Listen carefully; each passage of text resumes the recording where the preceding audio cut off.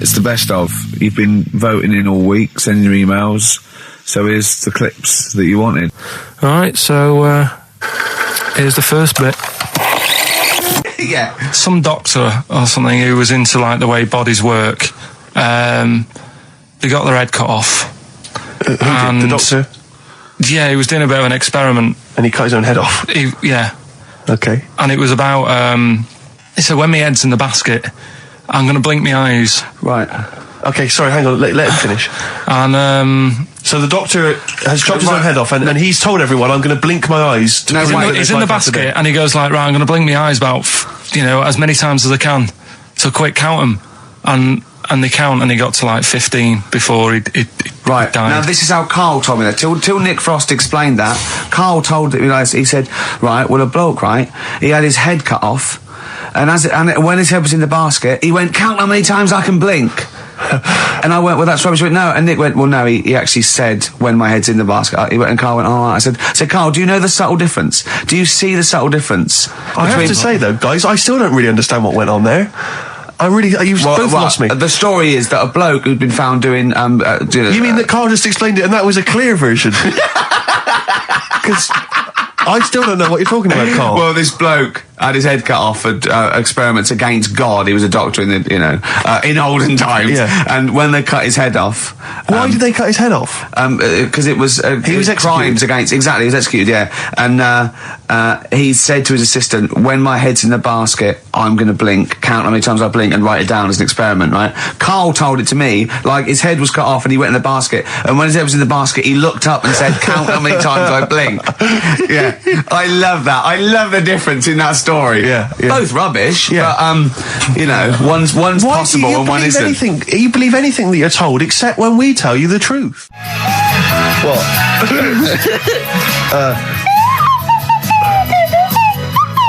Someone's left one of those little things in here. It's brilliant, isn't it? It's amazing. What are they called, those things? I imagine just there. I was thinking of being in the front row at a Morrissey concert and going, can I just play along? They are brilliant. I don't know what kind of sound that is. I don't know. It's only used for when Kenneth Williams sees someone undressing. Yeah. That's the only time that is used, that noise. Exactly. That is brilliant. But it's like it was specially created for the Carry On films. Yeah, we need... I don't know what it is, but we need something when I walk in and see someone changing. Well, what about this?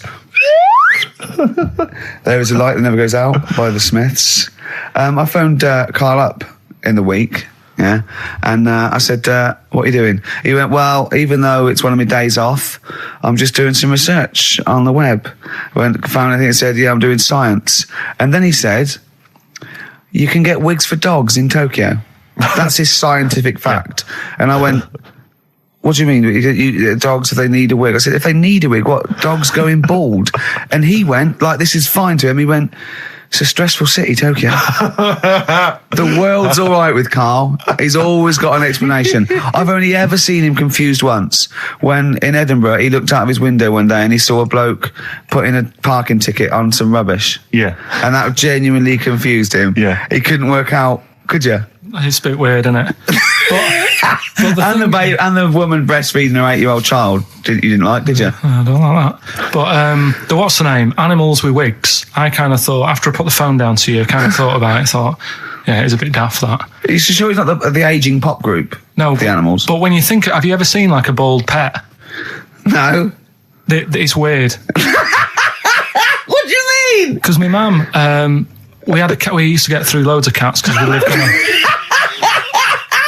Oh, God, it started early today, isn't it? What do you mean It's only 10 past one. What are you doing? Running a restaurant? We lived on... Oh, God, what do you mean? No, we lived on like a main road. Oh, yeah. Right? So we used to get through a lot of them. My dad kept saying, risk. Stop wasting money, it's not Stop wasting money, not wasting cats. Right, so anyway, we had this cat that was ill all the time. And he was just bag of nerves, probably. Yeah, malingerer. Yeah, I'm terrified. I'm going to which house? Rome. Oh, God, bloody hell. Rome. Don't let me go to the Pilkingtons.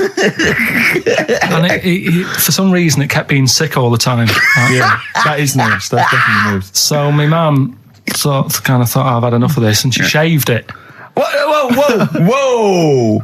Whoa. Now, I know you're not vets in your family, but what correlation did your mum think there was between you being sick and shaving it? Because it kept being sick and it was a pain to wash because it kept getting So caught she up. wanted a dry wipe cat. So Why didn't you just varnish it? What? it's weird. It's weird. Though. So now he's cold and sick. No, but not all of it. She left sort of the back half, but sort of from its waist, sort of. I love that. Shave it because it's sick on itself. And That is it was the genius. weirdest looking thing. I mean, normally I like cats. I'm always like giving yours a stroke on the head and that. Yeah. But as soon as she did that, it was like, oh, Yeah. can't touch it. And then So now it's sick, cold, and hated. Yeah. Carl. It must have, I mean, the other cats must have been taking the mick out of it constantly. It's just making things worse. Did it get, I'm hoping that it got run over and was put out of its misery. no, I think it got all right, that one. Or is that the? Yeah, it did get run over. It did. Oh, God. Oh, dear. How many cats do you say you've got through? I'd say whilst I was living at home, I mean, it's still on the increase even though I'm not there. So whilst I was there, probably 5.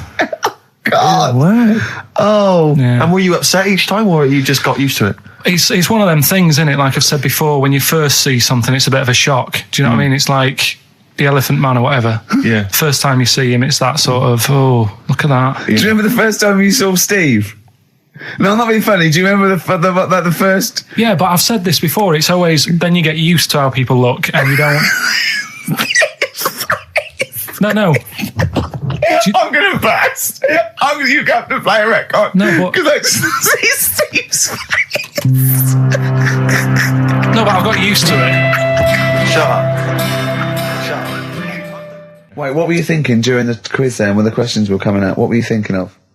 Well, what it was, right, just before the quiz started, I had to go to the toilet, right, because the rule is, right, people who don't go to it, once it starts, phone's off, Oh, yeah, no you more can't leave toilet. the room, They yeah. take it dead serious, don't they, Yeah, right? yeah.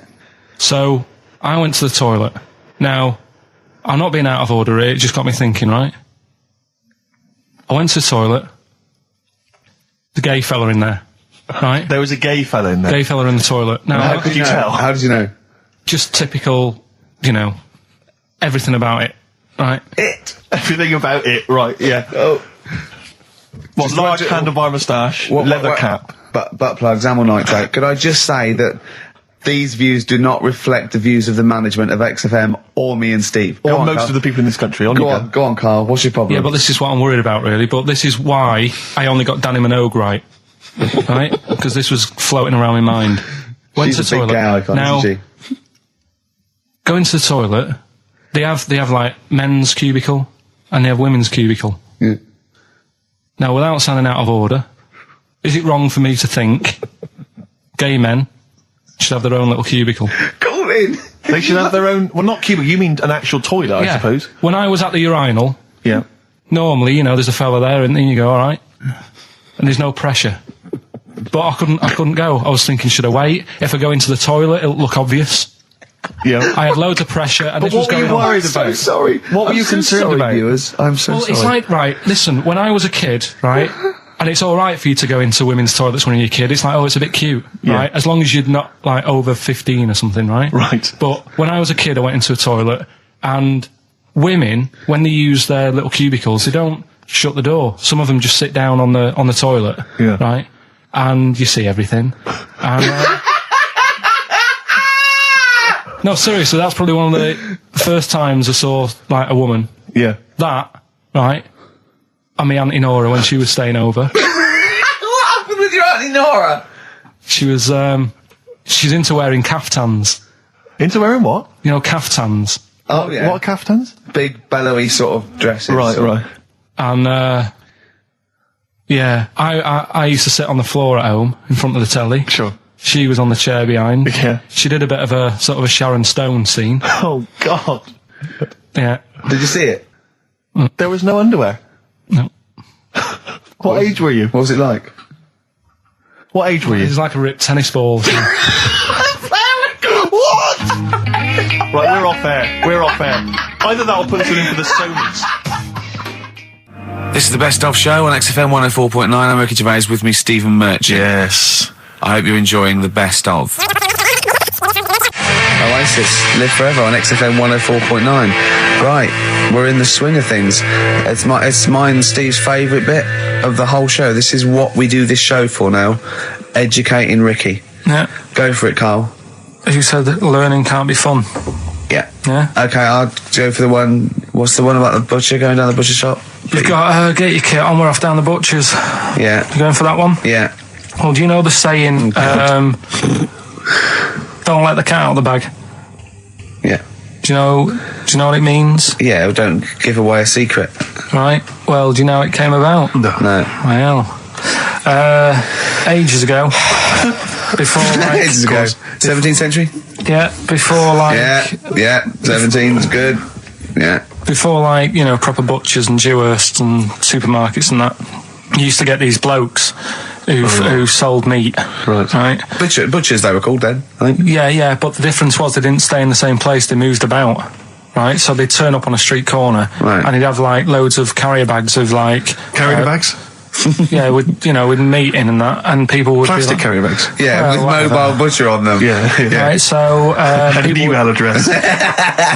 Yeah, go on. People went, right, yeah, I need some meat. Right, so they'd go up to this bloke and say, what have you got? And he'd say, well, I've got a you know, you can have a bag full of pig, or you can have a bag full of chicken, whatever. Yeah. And they'd go, yeah, how much? They go, you know, call it a fiver, whatever. Yeah. And they'd buy them, and to make more money, they didn't always fill the bag with what they said was in it. Oh, I thought that might be the case. Right. Yeah. So what Did they they used ever to do? put cats in there? Yeah. But I don't see what. Okay, so sometimes they would put a cat in the bag They'd put a and cat pretend in it the was bag. chicken or whatever else. Yeah. So Why was a cat any cheaper than a chicken? Because cats are wandering around the streets, aren't they? Chickens aren't. So they'd get a chicken. They put a chicken on the top so that when they look in it, they'd go, yeah, that's all right. Got a bag full of chicken. They'd get home to make the dinner, and they'd be like, what are we having tonight? And they'd go, well, you'll never guess. And they'd have like, you know, well, you can have a chicken leg, and you know, But it would be a cat. Yeah. They'd have to defrost a pizza. Yeah. Did they mind that they were eating cat then? In those days? He didn't say. He just was saying about the saying, don't let the cat out of the bag. It's like, you know, if they see that, they're going to go mad. I'm mildly disappointed with this story. It's all right if it's true, but there's something about it. It's just, I want to know more. He always leaves it. Is it Carl doesn't quench your thirst for knowledge? He creates more. I don't know if that's a good thing or not. Well, yeah, he's like the pot noodle of information. Yeah, do you know? He never. I want to go. I'm not nourished by it. It's if for every fact he tells me, there's 10 others that spring up that I have to get clear. Well, so it was the people that were doing this. It was the dodgy butchers that coined this phrase. Were they saying to each other, don't let the cat out the bag? I.e., what I mean by that, Jack, is don't let them see the cat. Yeah. What we've stuffed in there. Yeah. Dodgy butcher, there's another phrase, isn't it? So that's the first one. Is that a euphemism or is it dodgy butcher? As his meat delivered around the back. Sure. So that's that one. So let's get your kit on. What does that mean? It's a euphemism for homosexuality. Okay. And meat, presumably, in that means different things. It doesn't. It's a word that is also a male would bird. it mean chicken or cat necessarily in that context? Or well, I suppose it could. Yeah. Do you know what a fable is? I've got a rough idea. Okay, it's a thing that uses sort of metaphor, analogy, just to explain sort of morals. I mean, they're very very old for a start, and it's all. I'll give you an example of one. A quick one. Oh, the one about the dog with two bones. He goes to a dog's got a bone. He sees a reflection in the lake, and he thinks, "Oh, that dog's got a nice bone. I'll have that." And as he goes to get that one in the reflection, he drops the one he's got, and that's one about I think I was told one when I was younger. Go on. I think it was one. This young lad, he's got a dog, right, and he's about 8 years old. And this dog, he's had it since he was about 4, and it's a bit tired now, and he chucks sticks for it, and it doesn't go for it. And he's saying to his mum, "Oh, I want a new dog because this one's useless. It doesn't do it doesn't have any fun with me." So they say, oh no, but Rover's a good little dog, you should look after it. And he's like, oh, I don't like it, I want a new one. So they buy him a new puppy, and it's running around, yapping about, and he's loving it, and he's playing around with it in the grass. And then one day he goes to the park and he's messing about and rolling about with it, and he falls into the lake, right?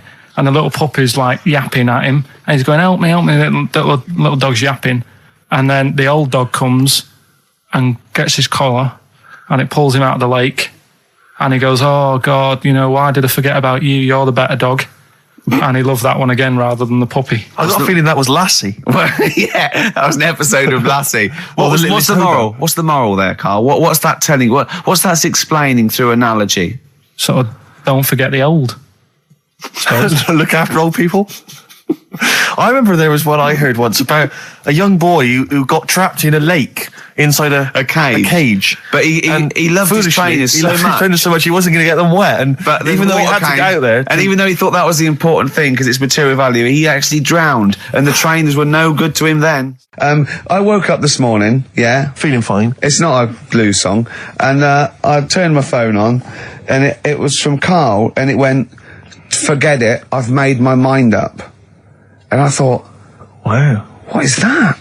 And I forget it, I've made my mind. I went, Carl, what is it? He went, oh no, it's about the text I sent you last night. I went, well, what was it? I just got this text. He went, I was just wondering, I was thinking last night. He said, supposing you had to have your hands removed. Sure. Right? And the doctor said, well, you can either have them stay like that with stumps, or I can sew feet there. What would you have? And I was bleary-eyed, and I went, the stumps? He went, yeah. I went, all right? He went, yeah.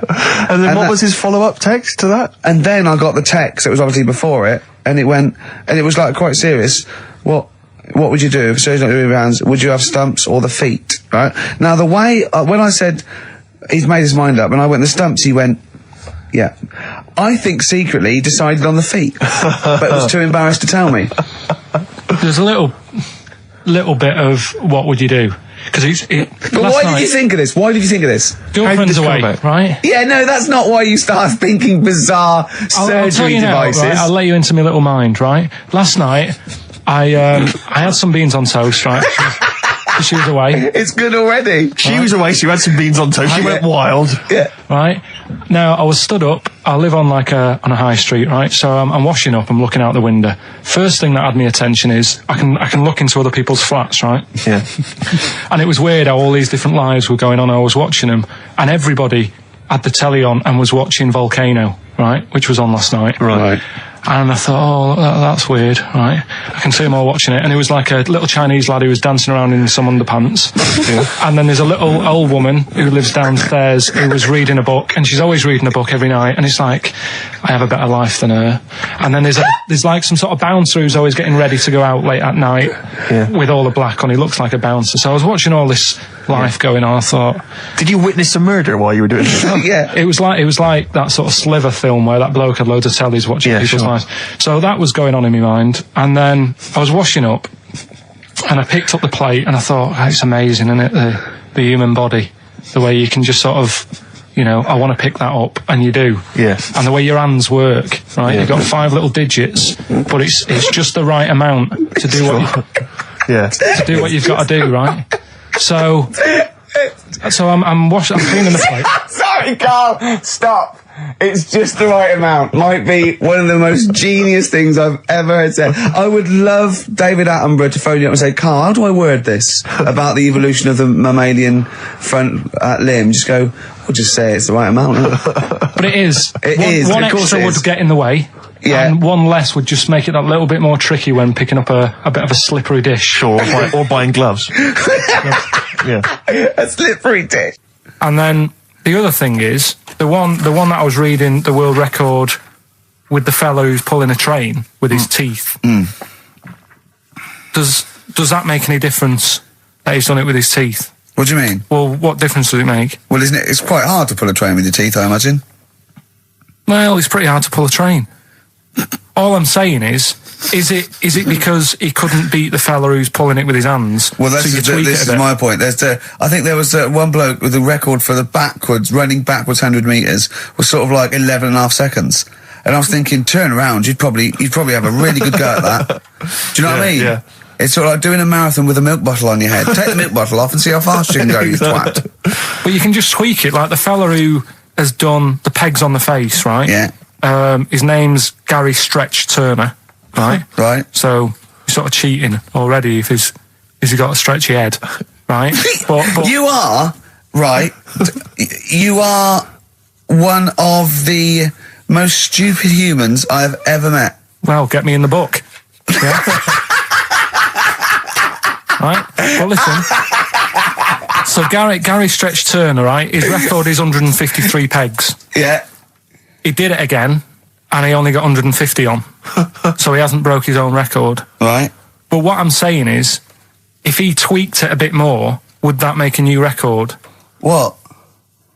Well, if he said, I've got 150 pegs on, but at the same time as eating a burger. I see what you mean, yeah. He'd be the world record breaker for pegs and eating burgers at the same time. Yeah, just change it a bit. If you know you're not going to make it, just do something else. I'm assuming the rules are set at the beginning, Carl. That's it. That's where they say, right, you're just going to do the pegs thing. You're not going to introduce burgers halfway through, are you? Definitely not. And then they have a go. I was on one leg, not interested. How many pegs? 150. Can I just ask very briefly, I was quite interested by the family had to move because they lived on Butthole Road. Yeah, I quite like that one. I don't know if I've told you before, Rick, where I used to live. I'm not going to tell you the name of the street that I used to live on, not on air, because my parents still live there and I don't want, But I'm going to write it for you now. This is the genuine name of the street I used to live on. Just imagine when you're at school. Yeah. And like in class, for instance, in French, you've got to say, you've got to answer where you live. Yeah. J'habite, wherever. Yeah. That's the name. This is actually the name of the street we lived on. No, it's not. I swear to God. That is... Absolute right. I could phone my father now and he could confirm that for you. No, I swear because he doesn't want to God. And I'd say that... But listen, do you know what worries me? It's the apostrophe S. I know. Because that's blatant. Yes. Amazing, isn't it? That is incredible. Imagine how embarrassing that was. So if I look that up in the Bristol... You will find that in the Bristol A to Z. I swear to God. That is really... Why have you never told me that before? I can't believe I haven't. That's I'm incredible. still embarrassed now. Do you know, whenever I have to phone up, if I have to give that address, I always spell it instantly.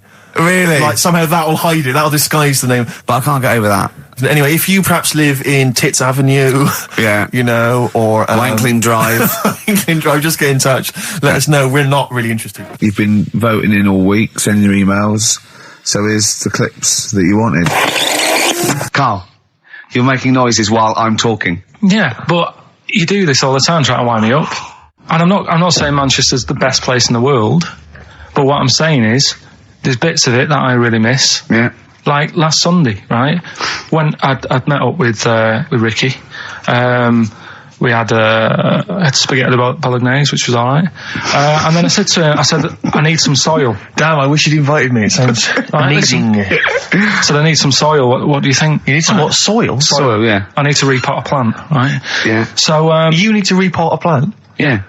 Fair enough. So I'm like, where you can't see these shops in London. Do you know what I mean? There's nothing around. I took him straight to one in my street. Yeah, but near your street, and that's probably the only one in London.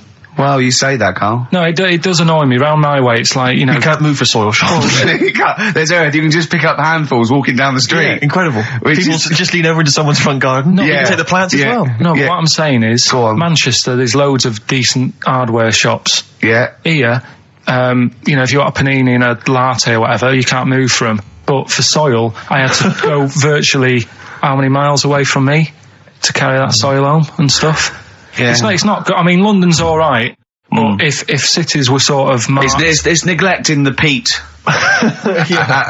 market, really. Well, there's barely any mulch available in central London. I'm sick and tired of not getting a good decent compost of a Sunday. Indeed. So I'm thinking of moving to the north, where there is loads of soil and gravel. Indeed. And animal shite. Whatever. Yeah. So you were going to say, if you were marking cities out of 10, what would you give London? Well, if you were marking them on, on what they have. Right. As opposed to what? Well, as opposed to How the you name. spell it. Say, like, I think the greatest city in the world is Rome. Right, Okay. it's pretty amazing. Yeah. Have you been? What? Yeah. Why do you think that though? Just because, like, you turn a corner and there's something there that's really old. Right? Like, you're going down a normal street. Go and stay in a Derby and Joan club. Yeah. No, but it's like you're going down the road and then you turn a corner and like the Colosseum's in the middle of a busy road. It's like, what's that doing there? Yeah. Yeah. And just when you think there's no more, you turn another corner. It's almost as if that was there first. Yeah. Well, Yeah. But do you know what I mean? London, Yeah. what have we got? You know, Trafalgar Square is world known. And you go there, what's there? Yeah. Do you know what I mean? So there's a lot of space there. Get one big B&Q. In Trafalgar Square. To cater for the whole of people who live sort of central Londonish. Yeah. And then I'd be happy, but what I'm saying What, with is... Nelson just popping up through the middle? Because you can still see it, couldn't you? Yeah. Yeah. It's a great idea. B&Q, so B&Q could be like the whole sort of flat thing and make it sort of grey so it looked like rock, and then Nelson popping Make it up. classy is what you're saying. Yeah. Stone clad it. Yeah. So it looks like you've made an effort. Exactly. And then you can pop in, and then you can go out and go, oh look, Nelson's column. Oh look at that, isn't Nelson? Oh look at that, the victory, defeat. That's fantastic. One of the greatest living. Yeah. I need some nails. Yeah. Perfect. Killing two birds with one stone, you're saying? But why isn't there more than them shops? Because when I went into yours, every time I've been in there twice now. The first time was to get a shower head, right? Right. And I went in there, couldn't resist buying something else. I ended up getting some super glue as well. Blimey. Hey, Right. big spender. And then last Sunday we went in there, got 2 bags of soil, not one, I bought 2, Yeah. and I bought some scissors to cut plants with. Secateurs. Well, you don't. Scissors. You never know when you want. You know, you might need more soil, I suppose. Well, I've got You've 2. stopped out now. Where'd you keep it under your bed? Sorry, this isn't going out, is it, this conversation? It's not going out on air. I got a feeling it might be. You're joking. We better play a record. Okay. Play a classic. Right, we've got who's that on the line? It's Rob. Rob, and are you a doctor? I'm a final year medical student. I'll be a doctor in 2 months, touch wood. That's close enough, isn't it? Yeah. Excellent. So, where do you study? Do you want to give more details, or do you want to remain anonymous as you're calling in to I study at Barts Hospital. All right, great. So, why do GPs sometimes put their finger up a man's anus? To see what's there. You know, if you've got hemorrhoids, if you've got an enlarged prostate, you know, it's either that or they stick up a big tube and have a look up with a light. What? And it's easier to do that. Now, are you dumbing this down for us, or are you going to fail your medical exams by saying stick up a big tube with a light? I'm dumbing it down. Okay, come on then. We're all intelligent people here, and Carl. So you tell us what's that called? It's called a sigmoidoscope. Right. Nice. That was a clever test, wasn't it, Rick? 12 I think inch he's a real long, doctor. Yeah. 12-inch long tube they can put up there. So, Carl, would you prefer that or a finger? Well, so do they sort of do the finger first, and then, I mean, at what point do they say, hang on, we need a light here? I mean... It's normally if there's something wrong. But, so if I go then, say if I go to this Wellman clinic, right, and they go, yeah, the art's good and that, yeah, finger, there you go, and then they go, hang on, I'm going to go and get me light and tube.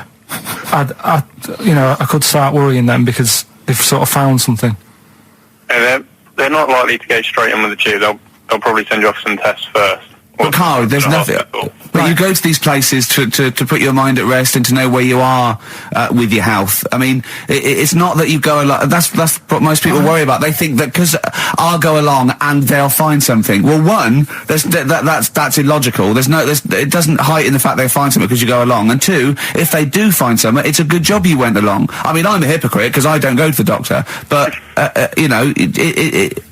had that Carl, done. you should be concerned if when they shine the little light in your ear, it comes out the other side of your ear. No, the other ear comes right out the other side. That's when you should be worried. But Rob, right, you said then, if they find something, they send me off for some tests. Why can't I just have the test without that and cut out the middleman? Do you know what I mean? Because you're wasting lots of money. There's hundreds of tests they could do, and they could do every test, and they could all come back with nothing, or they could do the finger up there and send you for the 3 tests you need to find out what's wrong with you. But in this day and age, with all the technology and that, and like brainy doctors and all that, the only way to find out is sticking a finger up there. What are you worried about, Carl? Is it fundamentally that this doctor who's has done 6 years medical training. Yeah, Is it embarrassing to have a man's finger up your ass? I just don't understand how you can get round to that without... But what don't you like? Is it fundamentally you don't like anything up your ass, or is it the fact that it's a man's finger up there? I don't like going to the doctors. It makes me nervous, because I think if anyone searches you long enough, they're going to find a fault with you, right? And especially if they're going that far into you. They're going to find something. And... Probably not. Well, you know, I just don't... I don't know how to get round to that sort of... that point where you get a... What do you talk to the doctor about? He's like, all right, nice day. Strap your trousers. He goes, he says, I'm gonna just, Most people just shut up and let you do it, and then breathe a sigh of relief when you say there's nothing there. Yeah. But is that at the end of the test, or is that the first thing he does? It's the last thing. So that trousers up out the door. Because he knows it ends conversation. He knows it's a bit of a faux pas. The doctor says, I better not kick off with a finger up the arse. Well, what I do is I'll start on with the, the head, and then we'll then go, one final thing, Mr. Pilkington. So Rob... He drops his keys and he goes, pick them up. And as you bend over... Will you be doing this, Rob? Is this what you're, open to do? You do all these... I'll have to do it at some point. All doctors do it at some point, no matter what they specialise in. So the first one, is another doctor there to sort of make sure you're doing it right? Not dentists. No, but do you know... Dentists aren't doctors anyway. No. But do you know what I mean? Normally it's like a co-pilot will have someone with them for the first one. So when you put your first finger in... Yeah. Will someone be there going, right, you just want to move to the left of it? I've already done it. Have you? Yeah. So that's the thing with a student, you're learning. So you get people teaching you. And you learn on... these things. Can I just point out, Rob, I think I'm right in assuming that you have a glove on. Yep. And there's lubrication. Yep. And it doesn't hurt. No. There you go. What are you worried about, Carl? Who's this person who everyone's testing on in your class? It's not one person. One person. There's when a patient comes in and they've got a problem, your boss, the consultant, he does his finger up, and if he finds something, he goes to the patient, is it alright if the student has a feel as well? Then the student puts on a glove, puts the sleeve on the glove, and sticks his finger up and sees what he comes out with.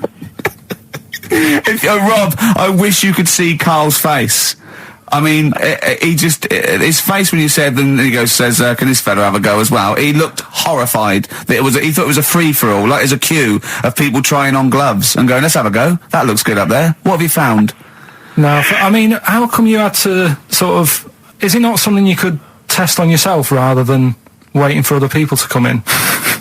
Because then, It's an awkward position to get to, really, isn't it? Well, but you can have a good rummage then without feeling too awkward, but to sort of have a go on your first patient when you don't really know what you're looking for anyway, do you know what I mean? Never really thought about it.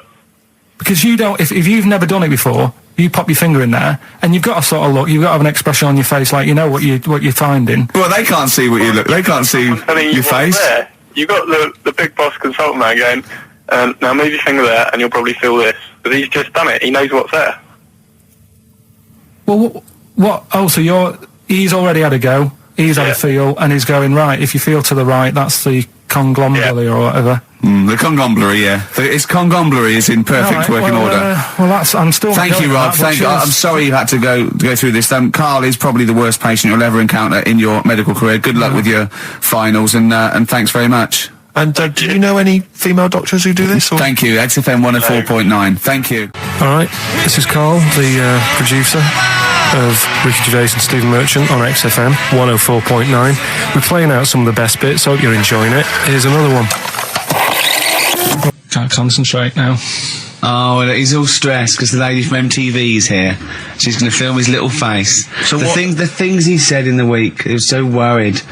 He's worried about the spot on his head. That won't come out. Just so you got your best side. It's on that side. That's all right. Oh, yeah. The camera's out. Look, he's getting nervous now. Okay, Carl. Ignore the camera. Okay, just ignore the camera. Okay. Now, me and Steve have done our research for you, and we've got two amazing things to tell you. What should I tell them first, about the baby or the... Well, they're both equally fascinating, so you choose. I'll tell you the crab thing first, right? Steve actually saw this thing in The Guardian in the week, about our research thing, and then we looked it up, we looked into it on Friday, and it is incredible. Right, listen to this. There's a thing in a bay in, New England, right, where it's like the biggest, they make silicon chips and stuff for computers, right? And because of the data protection thing, after they've done them, because they have to destroy the plates, right, well, the information's sort of put onto them, but there's still flakes of silicon. They sort of grind it down straight away, and some of the flakes got into the bay, okay, but some of the information is still on even the slight granules of silicon. Anyway, gets in the water, and silicon is rather like a carbon derivative. They reckon if there'd been life on another planet and it wasn't carbon-based, it'd be silicon-based, because that's simple sugars and proteins, it's just COH and that, and it can work with silicon, right? Anyway, the crabs have been taken up, they're still in the water, and they looked out on the beach, and over years the crabs have started sort of putting themselves in formations, like geometric format, and they couldn't work out why they were doing this. And when they put them in the experiment, they sort of like chopped them up, and they found they'd taken on silicon, and it had sort of got into their brain, and they were downloading information. They picked up little things, because it's just chemical, like electrical impulses that got information off the silicon chip, and they were interfacing it. But this is the amazing thing. One bloke sort of thought of this, and he thought, well, if it's a simple computer with the brain, if it's just a simple sort of electrical thing, then maybe there's sort of we could get it down. So what they did is they made a thing called a biointerface, and they put it into the crab's brain, just a really simple brain, so it's measured on Mangala, right? And it got impulses from it, and they were getting like computer readers, so just flashes of like symbols and geometric things right on this screen to read the crab's brain, and it was stuff like fragments of a. What made them do this in the first place? Because they saw the crabs behaving differently. They were behaving differently to each other. They were just like they were, intelligent, and they were sort of solving problems and all this sort of stuff. Anyway, when they downloaded the thing, it was like they found one of the secretary's names where it had been on the silicon chip, where it was just like a flash of a computer screen. But the most amazing thing is, they downloaded a memory, right? It was like a snapshot where it had been burnt onto the retina of the crab, just a snapshot of something, and it was like a picture of the beach, like a couple of years ago, right? And they also did, incredible, it was like just a digital black and white sort of thing, so they could see what the crab had seen. Amazing. Jeez. Amazing. So intelligent crabs. What are they doing with them now? Super brain. Well, they think this is the upshot. They think they could use it as spy crabs, because they could get these crabs. Also, the other thing is, as generations went on, right? So they put a crab in the sea or something, right? Lots of crabs in, and then as generations went on, a newborn crab, they downloaded the memory, and it had the memories of its great all together. It had every memory that any crab had been related to it beforehand, because it passed it on. It just passed it on. So not even ones that had been eating the silicon stuff. Yeah, no. These are just like ones that have had kids. Yeah, and they've got like, and they know so you'd know everything. Your everything right the way back. So would that work if we ate silicon? Well, possibly. So what are they going to? Well, they can use them for all sorts of things, though. I mean, that's what's incredible. I mean, I don't know how you train it particularly. I don't know, it'd be quite tricky to train, but I'm assuming if they can do it that way, then presumably they can give it like certain silicon information, which they can then plant in it, if you like, within its sort of food. Also, if you get them onto enemy beaches, you'd have like 1,000 digital cameras just sneaking around. You could get Osama bin Laden or someone. They don't understand the information they've got. No, they don't know they're doing it. They just download them. So it's not like you could torture them and they won't be able to sort of give you the information, because they wouldn't know what information they had, because they're just. But the first crab they downloaded, they just kept seeing the same picture of a big crab feeding it, which they really. Yeah. Wow. That's what, like its mother crab or something. Yeah. Just memories of it as a child. But they're not in colour, presumably. No, it's all in black and white. It's just a digital camera, because it's just they don't see in black and white, so it's just like I don't know. I think it's burnt onto the retina or something. And the only one that they kept were the ones they saw a lot of the time. Wow. I mean, in a way, some of the educating Ricky I've got for you today is on the similar lines. Right. Oh, you've got to be impressed by that. You've got to be impressed by that. That's pretty good. I mean, I'm interested to see, what they do. What they do with what the crab developments are. But no, that's pretty good. Yeah. But I mean, amazing. Yeah. Amazing. Well, just digest that information, because that's not even the most impressive one we found. I think it is. I suppose it's pretty impressive, but the next one's maybe more shocking. Okay, right. But let's play a tune, and Ricky's got another extraordinary fact. Have you actually punched anyone yet? Have you actually? No, I haven't punched recently. I've punched pads, and I've punched the bag, and I've sort of sparred and that. I know you're going to get a chance to punch Well, as I suspected, my punching power was alright, but my fitness is, it felt like I was smoking. Yeah. But there's, bits of lung that haven't had oxygen in them for 20 years. Yeah. And it's ridiculous. And also because it's not only it's being filmed, but there's other fighters there that are ridiculous. They're like machines, right? And it's that thing I can go, right, I can come out on top, but die now of a heart attack, but never give up. Or I can sit down and go, I'm sorry, I feel ill. And I chose that one, and of course they took the mick. Well, of course. But I mean, soon, as I said, I haven't got the respect yet of the boxing fraternity, but how long have you got then before? 4 weeks. Okay, so, and do they think that they can turn you around health-wise in that time? No, they're being realistic. No, they're going to teach me the basics and see how it goes, Right. But I mean, and each round is 4 seconds, is that right? Yeah, 2 4-second rounds. With a 2-hour break in between each one. Sit down meal. So, give them a number. I want serious suggestions of my fighting name. Nothing insulting, so we can actually use. Well, let's give out the email. That's always the easiest. Ricky.Gervais at xfm.co.uk. What's the number, Carl? 08700 800 1234. And it doesn't have to be in the middle. It could be at the beginning, like the Rage. Okay, Ricky the Rage. Ricky the Tits. Sure. Ricky the Man. Play a record. It was a good day, yeah. Ice Cube talks to me about my life in the pub. Yeah. A couple of emails are already coming in. They're flooding in, Rick, inevitably, as boxing name suggestions for you. This is one from Matt, I think. He's given a couple, actually. Ricky the Pudding Gervais. Ricky Big Mac Gervais. There's a theme here. Ricky Pasty Gervais. The pasty. I quite like the pasty. That's comes great, the pasty. As Carl said, he said the thing is, if you have a really good nickname, it's embarrassing when you lose. Whereas if you just call yourself, it's not so embarrassing when you lose. Carl, this is doing no good for my ego. Do you know what I mean? If you have like Killer Gervais. Yeah, and then you end up like vomiting, choking on your own vomit upside down, hanging out the ring. What happens if you win? Do you have to do something? Whereas there goes the pasty being stretchered off in the first 2 minutes. Yeah. It's not such a problem. There he is, being lightly basted. And chucked down a mine. What do you mean, what do I have to do? Say if you beat Grant, say if that happened. Yeah, right. What happens next? What do you mean, what happens next? What? Do you think this is a contention fight for the big one? But Well, then we make Ricky 2. No, but do you know if they're planning on making more money? Because it's for comic relief, isn't it? So what happens on the night? No, it's for a charity of our Comic choice. relief would make sense. Yeah. Well, whatever, right. Yeah, it was last time. I think that was last time. Is it sport relief? It's not sport relief. It was last time, but I think this is a programme where And how do you make money for charity from this? Do we pay to sort of, for how many punches to the head you're going to take? Or No, I just how think long you're going to last? I assume the BBC donate money, or someone, or a sponsor or whatever, I don't know, just donate money. Because it's actually a programme. This is more about a programme with a charity angle. So, So as if you get, killed, there's more money and food to go around. Maybe. But no, I mean, the thing is, what's the next step? Because if they go right, yeah, well done, you've won, thank you very much. Well, Carl, what do you expect? That it's winner stays on? Yeah. Like in a fair, where I go out there and I let people punch me. On Bernard Manning. Yeah. And then my twin gets up. Yeah.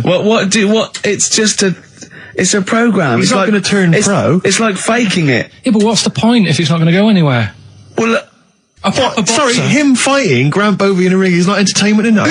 Yeah, what's the matter with you, Carl? That's going to get his face pummeled in. That's Coldplay, The Scientist on XFM 104.9. Right, competition, isn't it? No, it's Educating Ricky Part 2. Oh, is it? Yep. I wasn't even listening. He's doing all the work, I wasn't even listening. Oh, and he spilled some water down that. Right, what's this one again then? Right. What's the teaser headline? Teaser headline is, What's Tomato with You? Brilliant. Yeah? Go on. How excited were you when you came up with that? You couldn't wait to come in and tell us, could you? I think it's a good one because you won't forget it now, will you? I mean, like the worm one. What's so special about the worm? a lot of people think that if you cut a worm in half, 2 worms will grow, but no. What happens is if you cut the head end slightly nearer the tail than the head, the tail will die, but the worm with the head will be okay. So, it's exploded a myth. Taught me something. Right, so the second one, part 2 of educating Ricky. What's tomato with you? Yeah. What this one's about is, ages ago. It's scientific. There's never a date. There's never a country, a location. Okay, settle down, children. No, this is A-level history. Right. Once upon a time. Yeah. When a mental place with swords was a king. Forget his name, but he was a loony. So, and it was literally ages ago. Yeah. So, good luck in the exam. Yeah. Right. So, alright, many years ago. Oh, yeah, cleared that up. Go on. They thought tomatoes were poisonous. Right? Okay. Because what hold on, are they going to be proved wrong at the end of this story? Well, because I don't want to give away the ending, but is it something to do with are they poisonous tomatoes? No. Oh, you're having a laugh. I don't believe it. Go on. They could have been eating tomatoes all this time. Oh, Steve, what's tomato with you anyway?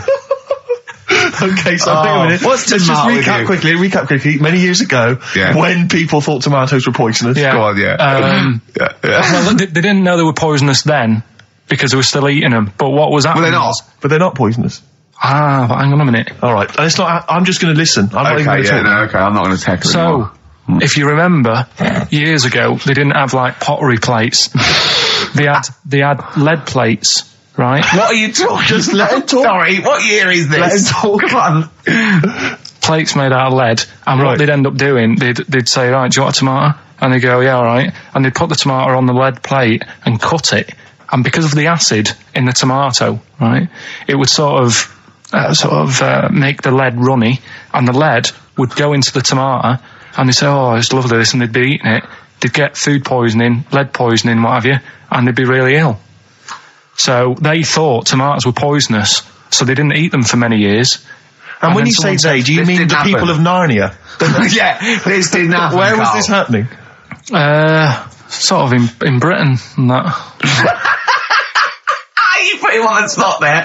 Oh, I hope there's no uppity pupils at this school when they go, what do you mean, sir? Oh, if you're going to... Oh, I'm fed up with you. Do you understand?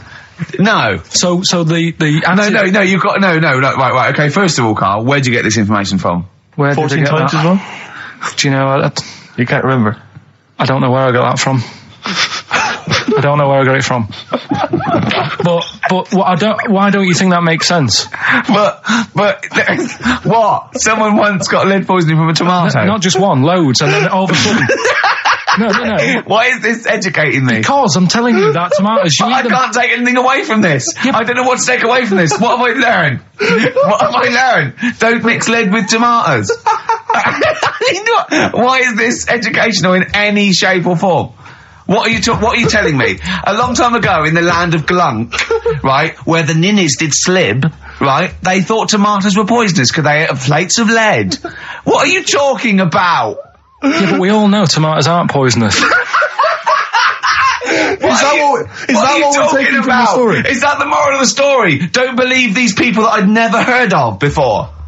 What are you talking about, Carl? I think it's a bit weird. It's a bit weird, yeah. It's the same people that were spreading those malicious worm rumours. My hangover's coming back. I've got to get some water. Play a record that was rubbish. Placebo, Bitter End on XFM 104.9. This is pre-recorded. We recorded this a couple of weeks ago, before Christmas. I hope you had a great Christmas. If you didn't, not our fault, really, is it? Nothing to do with us. Would have thought we'd have. We're well over time because we've got plenty of cash now, thanks to a lot of you who probably bought the Office DVD. Yeah, probably got and that. If you haven't yet, and you've maybe got vouchers or money, still available. Still there in the shops. Still available. You can still make it the best-selling DVD of all time. Please do. Yeah. Please do. I'll tell you what you want to hear there before you make your mind up. I'll tell you what, if you like this next clip, go and buy the Office DVD. I think you will. It's a brilliant clip. It's the one where we talk about, well, it's self-explanatory. Yeah. We talked about it before. Do you know the little mouse that had an ear on its back? Yeah, sure. Right. Well, you thought he had a bad time, right? Listen to this one. Mouse walking about with us, sort of wearing a monkey's testicle. They're just having a laugh. This is what I mean about a lot of scientists. What are they doing? When's that going to come in handy? I don't know what you mean. Well, they were seeing if, say if a fella loses one, right? Yeah. Hitler or whatever. And they go, well, don't worry about it. We can sort you out. I don't know what the monkey's going to do. I don't know if they keep passing them on or whatever. But the actual monkey testicle was put on the mouse. And it worked. It worked for the mouse. But isn't it... I mean, isn't a monkey's testicle quite large in relation to a mouse? Would it not look like the mouse was on a space hopper or something? Oh, yeah, it didn't look good. Well, they didn't put it where its testicles would be. No, they did. They put it... Well, how could it walk, then? The ear was on his back, so he could just get about. Well, I don't know. But well, you don't know, do you? You just guessed. No, Did they grow the monkey's testicles where the mouse testicles would... Well, it looked stupid anywhere else, though, wouldn't it? Oh, whereas a mouse with monkey testicles, that's fine. Oh, you'd be showing off. You'd be alright. I'd prefer that than the ear. When that mouse gets put back in with the other mice, do the other mice go, George, you look different. Have you had anything done? But the weird thing is, as well, apparently it still works as a monkey. What? So, like, what are you talking about? Like the sperm and that was, it was still sort of monkey Of course sperm. it was. What are you talking about? Well, that's weird. But what, Carl? What do you? It's only a thing to give it nutrients. That's all the thing they're testing. It's like grafting at that level. Right. What's your question? Because I'm right. What do you think? It would change eventually. It would have changed into a mouse testicle because it had been hanging around a mouse for so long. No, I thought the actual sperm of it though would be a mouse's. Why? Because he's hanging off a mouse. No, but your sperm is actually created in the testicles. So that's why it has to be outside your body. Otherwise, we put them in a nice little cage. But I'm guessing then that they've done this operation so that they can do it to humans. Yeah. Why would I want a monkey testicle if my kids are going to be monkeys? What use is it? No, think. That's no. That's going to happen anyway, Carl. No, yeah, but think. Think of what you're saying. They've grown a monkey testicle on a mouse to see if it would still function as a monkey's testicle, okay? So they can do that to humans. So think, Carl. What they'd do is they'd grow a human testicle on a mouse and it could still be used as a human testicle. So what? To give you a testicle that you've lost. From a mouse? No, from another person who it was kept alive on a mouse. Because it's kept the nutrients alive, as opposed to keeping it in a deep freeze. Maybe bollocks go off after a week. I don't know. Maybe they get accidents. He had a little a card. Do you donate your testicles? Yeah, I'll tell you what. No one needs testicles yet. Let's keep them on a mouse. You have yours ripped off in some sort of bizarre skiing accident. You go, well, you're in a Battersea Dog Town. You pick the ones you want. They can grow them on anything. They can grow them on a Dachshund. Bulldogs are growing them usually, that's where you see a bulldog. Usually that's waiting for an operator. What don't you understand, Carl? Hang on a minute. I thought this was knob news, not testicle time. I don't understand why. Yeah, this testicle time's not for another 10 minutes. Yeah. No, it's all sort of linked and that, though, isn't it? Well, sometimes it's linked to a mouse. But what do you think about, like, I don't know, testing stuff out like that? Is it worth it? Could you not just go straight from... But listen, Carl, I'm getting this information from you. No, if this was on Question Time and someone said there were, Dimbleby and Paxman or whatever said it, I'd think about it as a moral dilemma. You've just said you saw a mouse with a monkey testicle. What do you think of that? I don't think any of it. I don't think anything of it is the answer, Carl, because I can't trust the info. I cannot trust anything that comes out of your mouth. Well, it's true, but it's just all this. It's the same thing, innit? It's the leeches in a blender. It's the fella looking at an electron. Yeah. It's the mouse with an ear on its back. Yeah. I don't know what the point is. But you don't read on. Because I've seen you read something and you're going, look at that. Man survives on eating knee. And I go, what else? You go, I didn't read on. Read on. You look at the mouse with the ear on the back and you just think, that must be murder at a concert. You don't think. You don't think. No, I just think, is it worth sort of wasting You think he swallowed someone's ear? He gnawed it away and swallowed it and it's just in his system? Yeah. No, I just get a bit sad about the mice and that. I agree. I mean, that is sad, yeah. Of course, anything like that. Chris Campling did a review of the show. Right. And basically said that Karl Pilkington is a creation of Gervais and Merchant. Well, if only that were the case. He said he started off saying he liked the show. Yeah. He was excited. Said it was a good show. A lot of the jokes. I'm already questioning his critical faculties. Yeah, exactly. And basically said that we didn't contribute much, or seemingly didn't seem to contribute much, and we couldn't sort of like ad lib or anything. We just laughed at, particularly me, laughed at Karl Pilkington, who was coming up with some, quite funny stuff. Yeah. Right? But then he does a twist on it. He goes, but the thing is, we're the puppet masters. He's a created person. We've created the persona Karl Pilkington for our own amusement. Right. He bases this on simply that we talked about, what was it we talked about? The Chinese not aging well, and Right. he heard him talk about that on my DVD. But clearly I say, Karl, remember when you were talking about that? It's a news, or remember in the week, and so he thinks it's all scripted now. Imagine if this show was scripted. I'd be ashamed. Yeah. If this show was scripted, I would send back the BAFTAs for the actual shows we've written, and I would say... I'm having a go at Chris Campling. He's nice about our other work. He likes The Office, and he likes my stand-up and everything, and he likes the show, but he's saying... Because we're not spontaneous, we scripted this and invented Karl. So he's like, we've invented another Gareth. If we had created Karl, I would not have squandered a character that good on this poxy radio station. Absolutely. Also, does he know that we spend about 3 months on half an hour script? So how long does 2 hours of drivel? But the main thing is, as if this could be scripted, it's dreadful. It's shocking. Or maybe this is scripted. Hang on, you've lost me there. Let me just check the script. Maybe Chris Campling does not exist. Maybe I've made him up. I don't know what to believe. See, the name doesn't wash with me. What was his name? Chris Campling. Sounds odd. That's something that I made up, isn't Campling's almost like a joke. It's almost like a gay name, isn't it? Oh, he's a Campling. So I think this is scripted. Yeah. I think I've probably made this whole link up, and Karl is a creation. Campling, that's not a real name. No. I made it up. I should have come up with something better. Yeah. Sorry. Down to the River by Bruce Springsteen on XFM 104.9. So, that little fella in the Times thought Karl was just a puppet. We created him. He's an actor. What's his actor's name? Brent Hogwell. We got him from Spotlight. Brent Hogwell. This stupid, dopey Mancunian accent, he just puts that on every week. Yeah, exactly, yeah. Yeah, he speaks rather like Hugh Grant. Yeah. And we just got this whole world around him. We set a whole... What do you think about that? He had his head shaved, especially. Exactly, yeah. So yeah, would he think that, maybe if he's looked online and seen me head, and he's noticed how round it is and that, does he think it's sort of been, morphed into that shape just for the show, just for 2 hours on a Saturday? Yeah. You spend 5 hours in prosthetic makeup like John Hurt in The Elephant Man. Everything about him was made up. Yeah. We created him, because I remember coming up with Auntie Nora. Oh, yeah. You said, Rick, we need another character. I said, what about giving him an Auntie Nora? Doesn't sound convincing, I said. Yeah, and you said, what is it about? I said, well, I don't know, she farted for 5 minutes and she's got a fanny like a split tennis ball. No one's going to believe that. Yeah. Oh, that brings us neatly... Well, let's put that to bed now. So, Chris Campling, but honestly, we do not script this shambles of a show, and Karl Pilkington really is like this. If you want, you can meet him. I'd love to send Karl for a drink with Chris Campling. Can we do that?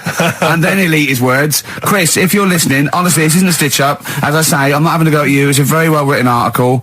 It's very, very fair. You're just complimenting him on his grammar. Yeah. It's a very well-written article. No, I'm saying we're not having a go. You've typed that beautifully. It's not like he slagged us off. I would just love him to meet Karl Pilkington. People in the street come up to me and say, is Karl like that? And I so want them to meet him. Yeah. Or maybe he can send in, if he's online, he can send in 5 subjects for Karl to talk about that we couldn't possibly know about, just so he knows that we just really do throw things at Karl and that drivel comes out. Imagine if it was scripted. So wristbands work. I saw one in a shop window the other day which said stop child abuse, and I bought one obviously because a lot of people say, does it make a difference, but it was only £1 and I'd only spent it on kiddie porn. So, I think I've made a little difference there in a small way. On a serious note, though, I like the idea that child abuse. If you're a paedophile and you're walking along the street in your Mac, right? You got a puppy in one hand, a bag of sweets in the other, and you see this wristband, and you go, "Oh, stop it! Oh, okay then. Yeah, I All hadn't right. thought before. That's All what right you then. think. Okay, fair enough. Yeah, well, I won't be doing that again. Yeah, he was hanging around in Topshop for unsavoury reasons.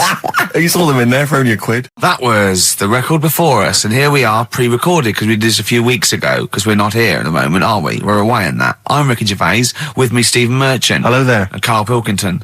Well, He's not actually with us. He'll be in some of the best of clips that will be coming up shortly. yeah, this is just us, isn't it? This is just us. We did this. When did we do this, Rick? A couple of weeks back. Hold on, what is it? What It's the day is it? 27th today. Yeah, well, I enjoyed Christmas. I loved Christmas. I love Christmas. I had a great time. What did you get?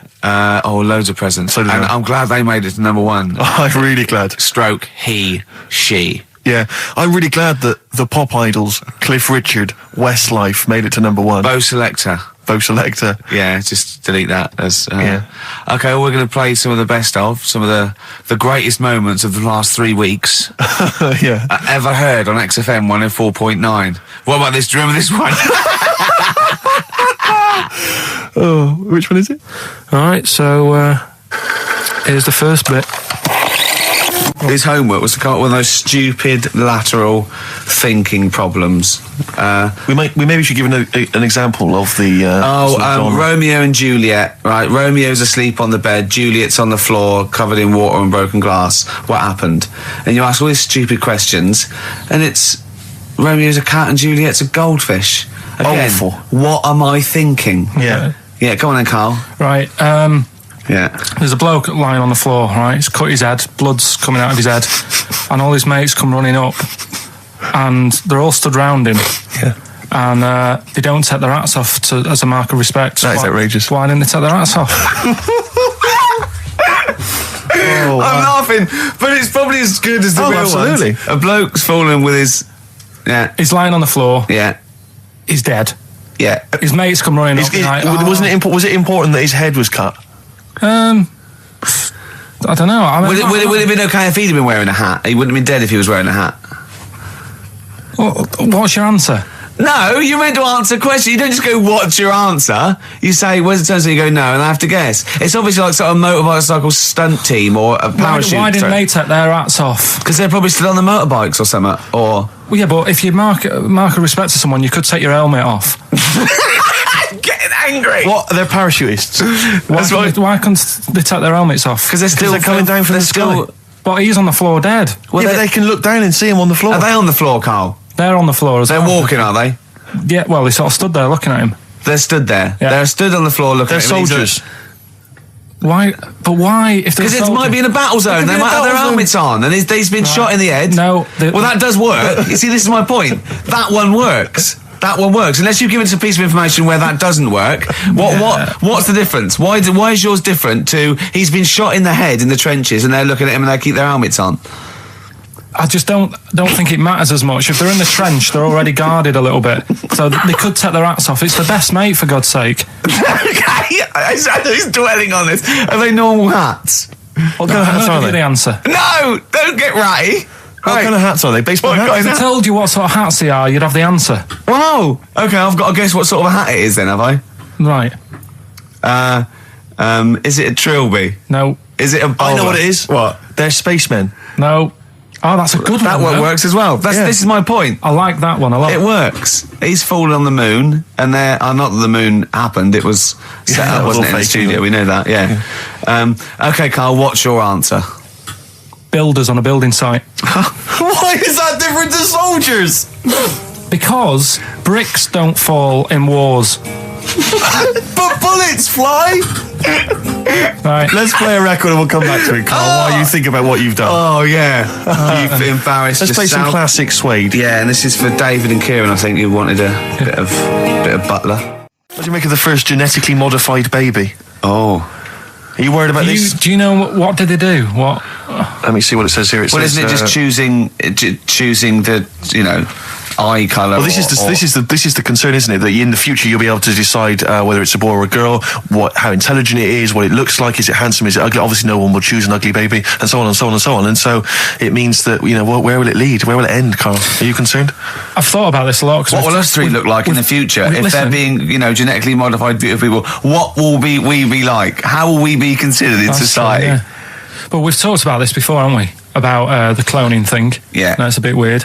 Yeah. But I don't think it matters, because at the end of the day, right, you might look like some other kid, but it's the way you're brought up that will change your features and the way you are, you know, your personality. If you lie, you get a long nose, don't you? Well, no, but listen, right, because I remember when we, you know, I was growing up on this estate. This is going to be good. Go on. No, it's not. It's just an example of how this doesn't work. Go on. So we don't need to worry, sort of thing. Sure. Right? Okay. So I'm growing up on this estate, and there was this woman about 4 houses down. Right, it's a bit rough. All right. Didn't fancy her. Oh God, no. Right, but she had a Why? baby. Well, tell me about her first. I'm interested in this woman. Why was she? It was a very. Was it like being a man in a I mean, dress? I didn't grow up in a posh house or anything. And I'm not saying that if you live in a bit of a rough house, you're a bad person. What does she look like? But anyone can Tattoos? clean up. Look like Tony Green with a fag on. They didn't clean up much, right? Oh. Which, even if you've not got a lot of money, you can still try and make Get the place some look jiff. nice. Yeah. Right? But she didn't, and a kid used to take a horse into the house. Sorry. Whoa, Yeah. Whoa, Neddy. What do you mean a kid used to take a horse into the house?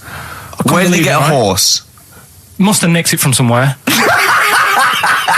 Must have done. You seen a horse in it? No. What, is that from outside the saloon round the corner? Yeah, was it just tied up with a bit of leather? Right? And, Oh, that's great. I'd Did been Big out. Jake come looking for it? I'd been out. Oh. Nicked No, away. sorry, let me get this. This was before the lynching stopped or after. Where did he get a horse from? What do you mean he must have nicked it? His mum said, where'd you get that from? I bought it. All right then, but keep it out of the kitchen. I don't want you going Catlin rustling. Where did he get a horse from, Carl? And how long did he have it for? Was he leading it or riding it? Mum, open the door, I can't I stop. can't stop it. Open the patio door as well. Looks like we got us a runaway. What do you mean? I don't know, but the thing is, they couldn't afford to buy one because they're not cheap. So I'm just guessing. Maybe that's wrong of me. But I think... He had a horse? Yeah, right. So That's why the family didn't have any money. They'd spend it on the horse. No, I don't Exactly. think, that's what I'm saying. I don't think they would have bought it. So anyway... Yeah, it's wise to whisper, Carl, in case they're listening. Yeah.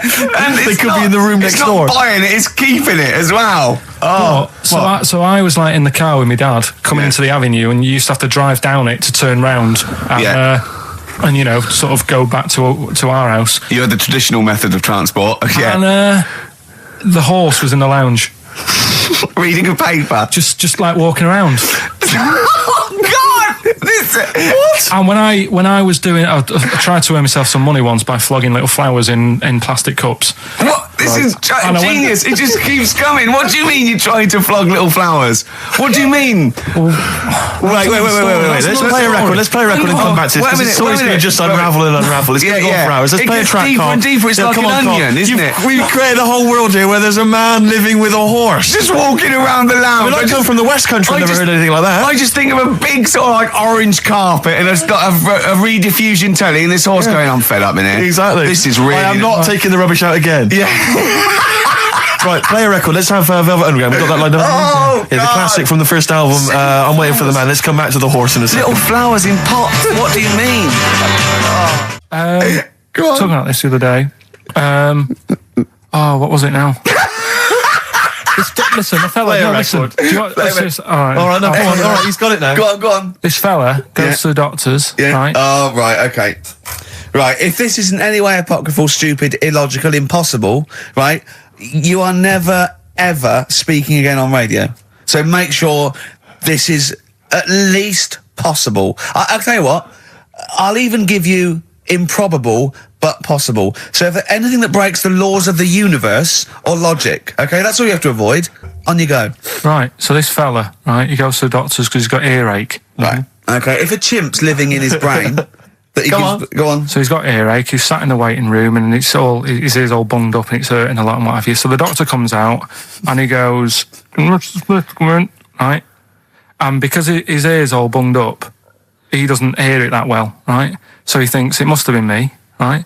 So he wanders in. Keep going.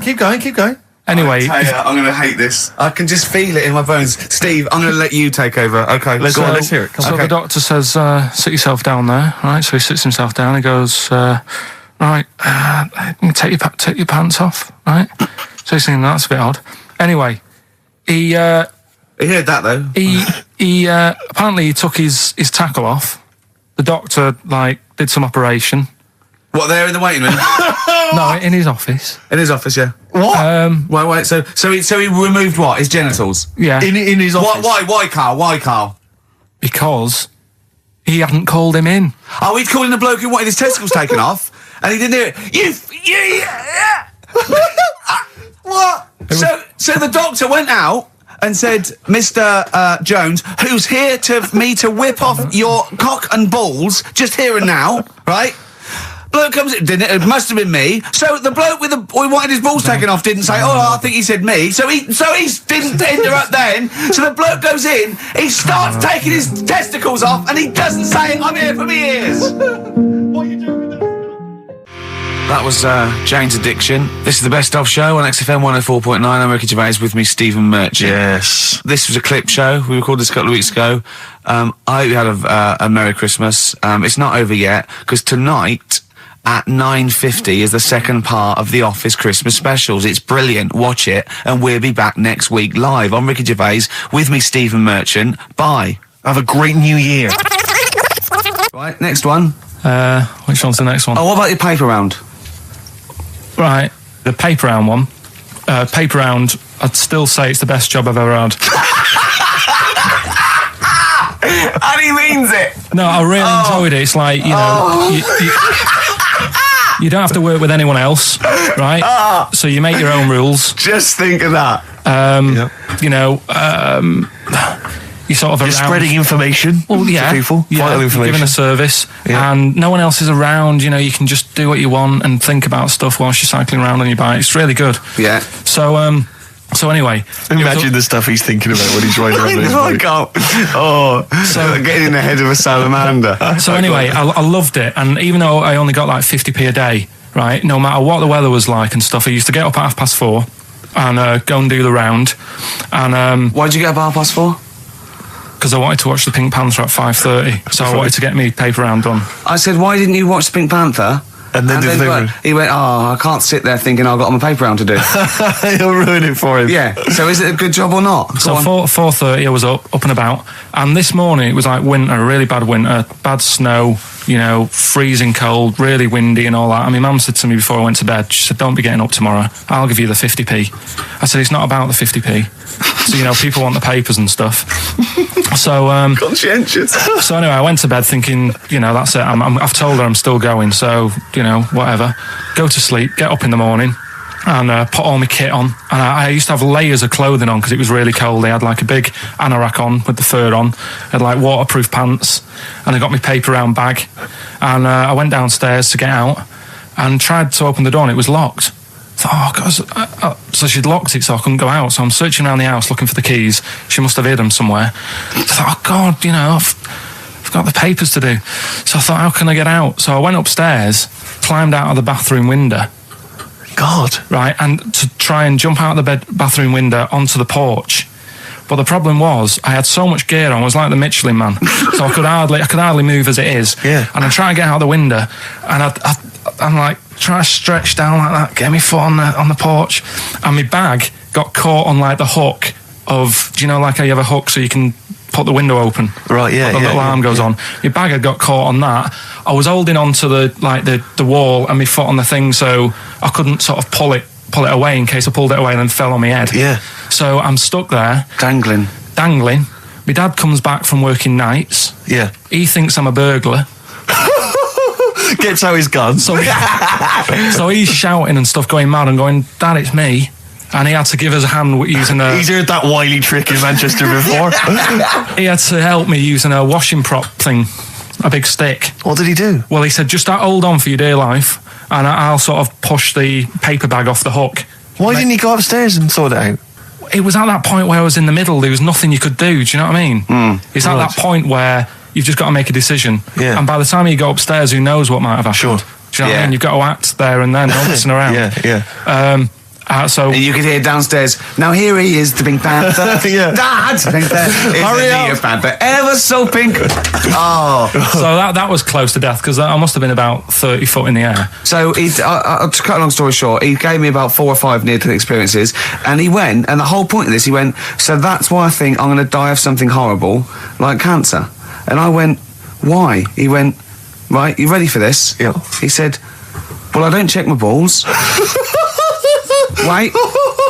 He said, I don't like the feel. Carl, always check your balls. Do you I check don't yours? like the feel. Why don't you like the feel of your own balls? They just... I mean, you know that I don't like bodies anyway. Right. Do you know what I mean? It worries me a bit that you've got all that going on in your body, right? And your skin's keeping it all in place. Stop. We're going down a whole other avenue of discussion. Let's play a track. Let's come back to it. An email from Suzanne talking about your tea that night. Was Suzanne out on Wednesday night? Was the an England game or something? Yeah. So you were alone. You were home alone, were you, Wednesday night? Yeah. Did you enjoy your meal? Was it a quiche? Go on. Right. From Suzanne to Carl. Take the quiche and put it on the baking tray. Cook for 30 minutes on 190. Take lettuce and put on plate. Take 3 tomatoes, wash and chop into quarters. Place on lettuce.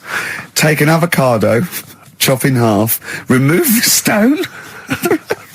Peel skin and slice. Place on salad. Put salt and pepper on and a dribble of olive and balsamic vinegar dressing. Right? In brackets, small bottle behind the cafetiere. Right, in case he's reaching for bleach. Yeah. You know what I mean? That's it. You have to put everything else away. Right? Then sprinkle a smidge of parmesan on top.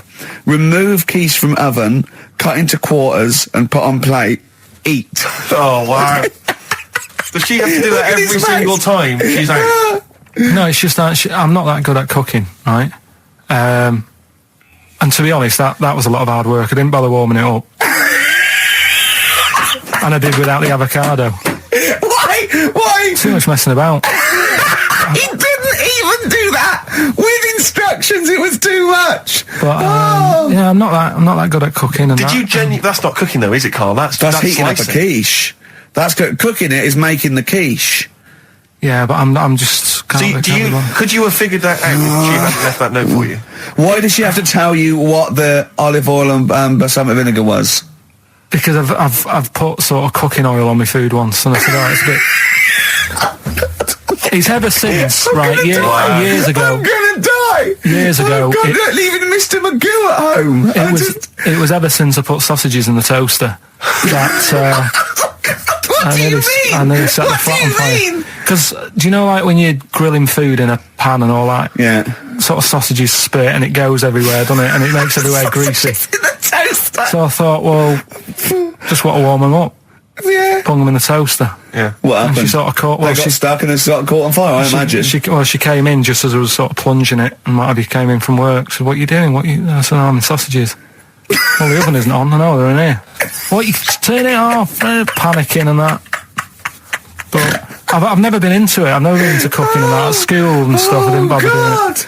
Oh, every time Suzanne comes home, she must think, please be the house still there. Yeah. Please not let me hear a fire engine as I come round this corner. Oh, God. She comes and goes, oh, God, thank God. I bet she's always happy to see you when she gets home and you haven't burned the place down or introduced some howler monkeys or something. Unbelievable. What I find extraordinary is there are people who are in sort of care in the community who don't need instructions No. on how to prepare food. Oh, they do. They can do it. Yeah, you show them once. Yeah, They and they've learned don't. it. Whatever you do, don't put sausages in the toaster, Johnny. Do you know what I mean? Yeah, and they've don't- learnt it. They don't put sausages in the toaster. Yeah. What is it? They put their fingers in. But, yeah. Rick, I had for Christmas something which I think might excite you and interest Yeah. you, because I know you're obsessed and interested by facts. Yeah. Don't fiddle with the microphone. Well, I everyone was can just hear that. looking at what it was underneath it. So this is a book, it's just facts and trivia. It's edited by Sir Isaac Asimov, who I Oh, think's dead. So I don't know when my parents bought this book. I assume it's sort of from a second-hand shop or something. Right. It's quite long, but I got it for Christmas. I keep meaning to bring it in, because generally the facts are quite sensible in here. And I like to think if Isaac's been involved, they're probably substantiated. It's not like kind of just this nonsense on the web. I think that this is probably... Or up in Greg's the Baker's that Carl Exactly. gets most of his facts from. The ancient Egyptians trained baboons to wait on tables. Carl, fascinated.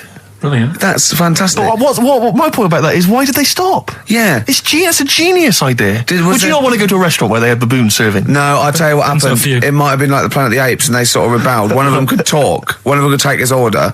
And one day went, do you want fries with that? And the bloke got really annoyed and said to answer him back. And then there was some sort of rebellion. Right. Yeah. The Planet of the Apes isn't true, is it? It's not. just a No, film. it's not a documentary. Right. Okay. I wonder, because what I like the idea of having baboons is the fact that I reckon they're, like, I have difficulty, and I'm sure you do, Carl, like working out that sort of 10%, on a bill. Yeah. I reckon baboons would find that particularly hard. I recken you could get away with under-tipping them all the time. Yeah, exactly. Just not leaving enough and just legging it. Exactly. They go away and you go, sucker. Yeah, exactly. So Yeah. I'd love to see Yeah. some baboon restaurants. If there's Yeah. any restaurateurs out there, so Terence Could Conrad I or someone. if you do go to a restaurant and you've been waiting on hours, please don't order the banana daiquiri because it comes half-eaten. They can't help their little selves. They really can't. They're okay with, like, beef and steak and chips and all that. But there's a little bag. I go, do you buy? Can you imagine that? The baboons serving at waiting tables. It's genius. Just stop to think about that. It's absolutely incredible. Yeah. It's absolutely dynamite. Yeah. That's a See, good zoos fact. would be a lot more popular if there was like the canteen and you could go in If they and were serve. serving tickets to two, one Exactly. child row. Okay, go through there. But I Okay. think they should do other things, like in the Flintstones, they used to mix cement in that bird's kind of beak. Pelican. Yeah. We should start doing that again. Because that also happened in ancient times. Yeah, exactly. According to the Flintstones. Yeah, before they had proper cement mixers, that's what they did. That was how they did it. Definitely. Carl's all flustered because there isn't a record set up, and he's getting all tizzy. He's been more worried about his competitions than sorting out putting records on ready. What? I'm after Steve's Song for a Lover. Well, I'll tell you what, why didn't you carry on with your educating Ricky section? I'll have a look on the We'll keep it going, Steve. Yeah, you Cover it. keep it Go on. going. Go on then. Right. Okay. We've had a few emails. Anyone got it right, Carl? Anyone? Educating Ricky, that's the final one. We've got to get that out of the way. We got to get Rockbusters as well, though. do that at the end, we can whip. Go on then. But we've only got 5 minutes left. Come on, just do educating Ricky. Right. God. The last one that we haven't done Right. is he's a bit of a nuisance. Go on then. Again, not really that interesting. Thanks. Telling you this one because Come on, To be just honest- do it. Or do it now. Steve, how we doing? Look, no, never mind that. Look, just tell me what that means. Oh, he's a nuisance. Oh, this is so annoying, Carl. I'm going to go mental. Right, Talk. Right. Listen, I'm just putting Right. this in here. Right. Right. Nuisance is a bit of a nuisance. Yeah. Apparently, Yeah. the old fella who used to hang people. 1800s. Yeah. He used to be able to tell somebody's weight just by looking at them. Right. That's a bit of a bonus fact. We'll be the judge of that. The thing that I wanted to tell you is money for old rope. Do you know what I'm saying? I can't even be bothered. Yes, you're going to tell me now. Come on, Carl. I mean it. Basically, money for old rope came from the right. What was all that about? He can tell someone's weight. What was all that bonus for? fact. And blind blessed shitting himself. What are you? What? Look at you. No, tell me that now. You nearly made me swear then. I'm getting really annoyed. I'm getting really annoyed now. Tell me this back, Carl, or I'm going to go mental. Come on, Carl, time's running out. More that people years ago, when people used to be hung, right? Right. If you didn't like the person who's been hung, you'd go, God, I really don't like him, and so you never forget the Because time. if they're being hung, we take that as read. Yeah. But, so they never forget afterwards to get the hangman to get the rope and to cut it up into little pieces, and he'd sell them. He'd sell the little pieces of rope to people. And See, Carl, that's the most interesting thing, if it's true, that you've come up with. Right, okay. And so so they sell the rope, they sell the rope, and it's money for old rope. money for old rope. Meaning, like, God, it's easy to make money. That all they have to do is cut it up and sell it. I'm cynical. I'm not so convinced Listen, we're really tight. We haven't even got time for a last track. We've got an ad break, and we've got to give out. Okay, give the answers then. This is Right. ridiculous. XFM 104.9 of a Saturday. Ricky Gervais with me, Steve Merchant. Hello there. But we're not here. No, we're away. So this is the best of, and I hope you're enjoying it. We certainly are. Right, is this talking about diets and stuff? Right. Go on. They've come up with a drug that they tested it out on a mouse. Right.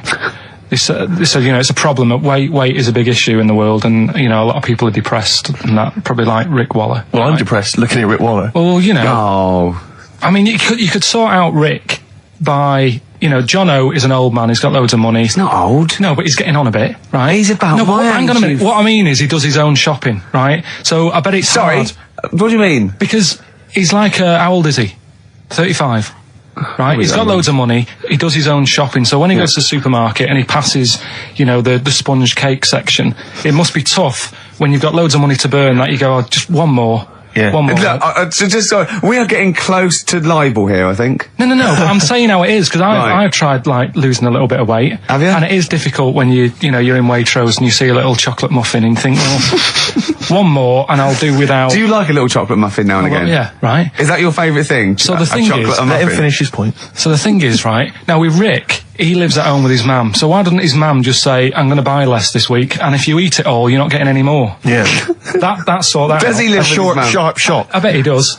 I bet he does. So you don't actually know if this is true or not? No, but anyway, right? So this drug they've come up with. They've tested this on mice, haven't they? I'm worried if they haven't tested it on mice. Thank God for that. It's definitely been tested on mice. Definitely. They fed a mouse a load of cake. Yeah. Right? And it went a little bit chubby, and he said, "Right, stop a minute." And then they gave it this drug that makes you lose weight. Yeah. And its weight went down, but the only bad side effect was its eyes were popping out. Well, that seems to be fine then. Let's give it to Jono. There doesn't seem to be any problem. Oh, Rick should get some of that. Yes, Struth, Doc, look at these. Oh, Jesus, Jono, your eyes are popping out. That happened to the mice. Sorry? That happened to the mice. But what do you mean? That's the option. What do you mean that's the option? So I love the fact that your choice is either be like a fat, happy man who has the odd sponge cake, or a stick man with eyes on stalks. I mean, Steve's chosen that. All right, calm down. I thought we were slagging off Rick Waller and fat people. Sorry, Let's mate. have a go at the fat people before we start on me, Rick. Yeah, no, I didn't. I forgot. I mean, it's like... Yeah. Because I've got some issues and body issues. I know. But Rick Waller's grotesque, Yeah, sorry about I'm that. just a little bit weird. I mean, do you know what I mean? Yeah, should we play a song and... Well, I'm just a little bit offended. That's upsetting. So we just had a text here that says, and I don't know what truth there is in this, as ever, but John says there is apparently a nude bike ride today in Hyde Park. Now, I can't believe that's the case, because I don't think it's allowed, is it? You can't ride around with your veg, can you? I don't know. Why would you want to? Well, good point. On a bike. On a bike, I like the fact that that's what disgusts him. I want. Do you know what? If we did appeal for a nudist to call in, I'd want a very specific sort. I want a German nudist, a middle-aged man called Helmut. Okay. If there is any, or the closest one to it. So I want a middle-aged man from Germany. If your name is Helmut, you're in. But I'll accept Hans. Carl would be good, wouldn't it? All right. Yeah. I think I'm wondering if the age might. Maybe we could we broaden that Okay, just a German nudist bloke. Right. Can he at least be fat? Can I find a fat German fella? If your name's Helmut, we're going to give you a big prize. Yeah. But, any fat German fella who likes to get his sausage out. Sure. Okay? It's sauerkraut. Yeah. What's the phone number? 0871 222 1049. It'd be good just to get an email or a text over the contact, wouldn't it? And then I can just call them up in the week. Sure. And 83936 is the text number. I don't know what our audience demographic pans out like, Rick, but I'm suspecting that's probably a fairly small fraction of our listenership. I know, but there must be someone out there. If you know a fat German who likes to get his tackle out, phones are going. Straight away. Just answer it, Carl. Just answer it. Just pot light. it could be anything. Well, just see what it is. To be fair, it could be a nutter. But just say hello. Just tell your turn. It's not straight away. He'll stay there, won't he? He'll stay there. Well, answer it. Answer it. Leave it. Answer it. Oh, you see this? It's gone. It's gone. There you go. He bottled it. So, just as well. Well, you took too long to answer it. There's a vicar in Australia who's started sort of doing his services and all that in nude. Hot, isn't it, out there? Yeah, where'd you get the churches aren't. Churches are pretty cold. It was on some website. Of course it was. Yep. Just saying about a vicar and that who's there's a lot of nudists and that who want to get married. Do it, don't mess about with the wedding dress and that. Just snip up. Cheaper, isn't it? Well, I suppose it's so. I suppose if you believe in God, you believe that that's the way to be in it, because Adam and Eve and that. Yeah, but then in Adam and Eve, the shame made us dress up, didn't it? Yeah. Eating the apple and things. Yeah, but God didn't want that, did he? No, he wanted to see it all. He was loving it. He was having a whale of a time getting a knife full of all of that, and then the snake said, cover yourself up. Stitched him right up. Just like, for example, that's why your balls are on the outside. Because the cells have to be a certain temperature to survive. I don't know if it's the sperm or Sertoli cells, but they have to be a couple of degrees below body temperature. Otherwise, they'd be in a nice cage and we wouldn't get kicked in the nads. What do you mean? That's why your testicles are on the outside of your body. They have to be a couple of degrees below body temperature. Yeah, but that isn't why they're there. You see, this is like the chat we had last week about the giraffe having a long neck. What do you mean? They're there because that's where they happen to be. They didn't go, right. Well, that's what evolution is. It's a selection process. It's not a will. The balls didn't say, look, I'm too hot, let's get us outside. Let's get outside of here. All right, hang on a minute then. What? So a little man monkey, right? Theirs are in the same place as ours. Yeah. But they're walking around naked, so it could be anywhere. They could be like on the back. It doesn't matter where they are. They call it, well, they could be on the back, yeah. So why aren't they? This is a completely different... Steve! You started it! I wash my hands of the whole affair. And we're not only back to balls, but we're back to monkey balls. Yes. In one thing from about parasites, we're back to monkey ball news. Yeah. How do we get back to chimp testicle news? All right then. So this worm's in a fish. Yeah. It's like a little platyhelminth. I think it's some sort of. But what I mean is, why are they about? What do you mean? They Why? evolved. But why haven't they died out? Because they're very successful. Yeah. What do you mean? Yeah. What do you mean? Yeah. Tell me the brain event that made you say yeah in that 1 second gap. Because in a way I don't get it, and if I think about it too much, it hurts a bit.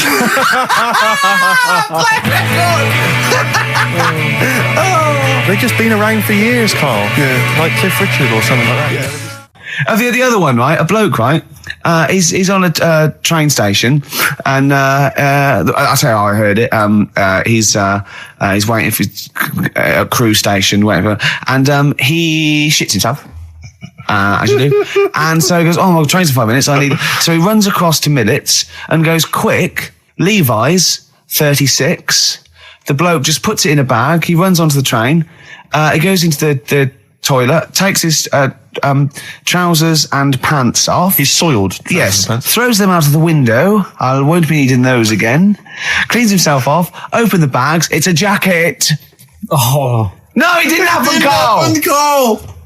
At what point did he go into it and go, quick, Levi's 36? And the bloke went, sorry, Levi's 36, what, a pair? No. Shall I wrap them? Them?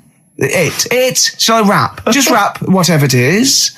Do you want to look? No, I'm not looking when you're putting it in the bag, please. Right? 36 white stories. Don't say anything. I've told you 36 Levi's and put it in a bag and charged me for it. Yeah. I don't want to discuss it further. Yeah. There was one. There we go. There was one about a woman whose husband died, and she had him cremated. Yeah. And made like a little egg timer out of him. And she said, I did that so it can still help around the kitchen. Well, that might be true. That might be a joke. That's quite sweet. That might be true. It's a true story, again. It was all... No, not again, because the ones I just told weren't. Nor is the boiling the brains in a bag curry microwave. Head story true. Yeah. That's all. Right, that's Aqualung. Good time's gonna come, innit? Right, Carl, come on in, educating Ricky. So, don't let the cat out of the bag, that's where that comes from. Comes from a crafty butcher. Right, go on then. So the next little headline is Wash Up With You. Wash up with you, go on. You want to know about that? Yes. It's a survey that they did this week. They? Yeah, some university did some survey. Brilliant. Did a world test on washing up. Yeah. And each country were given 140 pots to clean. Brits were the quickest. Yeah. Yeah. Turkey were the slowest at washing up. The Turks. It's not because the little fellas that work in the kitchens with no... Is it? They can't reach. Spain were the cleanest, and the Germans were pretty good as well. So... I don't know where to start with this. Honestly, Steve, I don't know where to start with that. Sorry, what was that? Wash up with you? That was it? But was that it? Surveyor washing pots and pans. I didn't understand. You said Italy were the cleanest. No, Spain. No, Brits were the quickest. Yeah. We were the quickest, but Italy was the Spain was the cleanest. Turkey were the slowest. Yeah. Spain were the cleanest. But why weren't we clean then? Because we were washing it. Why were we not paying attention to the? We did it rubbish. We did it quick. We did it quickly, but I don't understand what it was being rated on. Who was doing it? Was it Lynette Newman or Ainsley Harriott? She's quick. Both of them are quick. Yeah. Well, they've got like kind of loads of slaves that do it for them. Did we use fairy liquid? Don't know. It didn't have. Did we use a whole bunch of Boy Scouts? Didn't say that. Just like said, it just said, that. Who had the softest hands? Who had the softest hands? So it didn't say. I didn't. Why is it we don't get notified that this is taking place? I don't know. When I was a kid, no one ever said, we need recruits because we're doing a survey on who can wash up the quickest. Are you disappointed in yourself with that one, Carl? It is pretty dull, to be fair, and that is why we've got to bring in either con merchant or a wine merchant or shut up at your face. Yeah. Would you be able to, if I put you on the spot in the next, after the next record, would you be able to give an example of how con merchant would work? I mean, is there something you could do just to sort of experiment? Should we play record? I can do better than that. What? Ads. Go on. Well, if you've just tuned in, it's XFM 104.9. You've got that bit right. Ricky Gervais show with me, Stephen Merchant. Hello there. Carl is actually in a little booth. We're not in the studio, you see. This is pre-recorded. We recorded this last week because we're away. And it's sort of like the best of the last 3 weeks since last time we were away when we put out the best of. What was that one you told me about with the porn? That was a good one. Oh, this was fantastic, right? Right. There was this.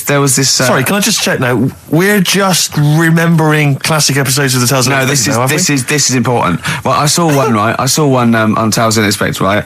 And it was these two gents. What they used to do, they look down the obituaries and they'd blackmail the wife or the son of a dead eminent person, like might be a priest or a doctor, something like that, and they'd go and they'd say, he bought some erotic stuff from us before he died, and he owes 100 guineas and all this sort of stuff, and they'd pay up because it'd be so embarrassing. They just didn't want them, so they'd just pay him, right? And this one bloke said, who are these people? I'll meet with them. And he goes round there, and they go, your father. He goes, my father could not have bought any erotic material from you. They did it. He goes, he couldn't have. He's blind. Right? And that was the twist. And Carl went, so it was magazines, not videos then. Yeah. Now think about it, Steve. Is that so stupid? Well, presumably it was set in olden times because professional pornographers don't tend to call it, erotic material. Yeah. They tend to call it, juicy jugs or whatever. But more than that, I don't understand how a video is going to be any use to a blind person either. I know that you can hear the sound, Carl. Look at him nodding like he's caught me out. Yeah, what sound were you hear? Do. Your meter needs looking at? Yes. Cut. What's then? What's that? Then it's just noises, isn't occasional groans. Yeah. Right. You could listen through the wall at your neighbours. He does. I mean, that's why I save a lot of money. But I thought you were going to point out, Carl, that they could have had a Braille porno. Now, have you thought of that? Look, feel the lumps on that. Exactly. Think about it, Carl. Think about it. You're excited now. Yeah. Your girlfriend's away, Carl. Yeah, but she's great as only entered the cupboard. No, she's a good-looking lady. I used to sell mackerel. Did you? Yeah, I had a pet magpie. Did you? Called Maggie. Oh, pet magpie. You mean you captured it and didn't let it go away? Yeah. Can't have a pet magpie. But then it got really vicious. I mean... Well, it was right, let me go. What do you keep it in, a rabbit hutch? No, it flew around, but it used to just come to me all the time. But then it started pecking me head and stuff. That's not a pet magpie. That's a bird in the garden. No, but I could actually... I could hold it and stuff. It wasn't scared of me, and it knew it was me. It used to come down from the top. It hated you. That's why it wanted to peck you. Is that... And the other thing... I always remember being younger and walking through the woods to school with my mum, and I was chasing a butterfly, and she said, "Oh, don't do that, Carl." And I said, "Why?" She said, "Because they only live a day." I said, "Oh, all right, I'll get a dead one in the morning." That's genius. That's great. That's quick thinking, isn't it? Oh, that's sweet. Let's play a song. Oh. XFM 104.9, I'm with Gervais, with me Steve Merchant, Karl Pilkington. Steve. Well, we were talking about the news just now, and there was a story I heard in the week. I think it was on the radio, and I don't know all the details, but what I heard was that a number of, I think it was Falkland, maybe Gulf War veterans were, I think, suing or complaining to the government because they wanted compensation for post-traumatic stress disorder. Now, I don't know all the ins and outs of it, but it seems to me that if you're in the army and you're a soldier, a certain degree of trauma is kind of inevitable. I mean, after all, if you're any good at your job, you are going to see people getting killed.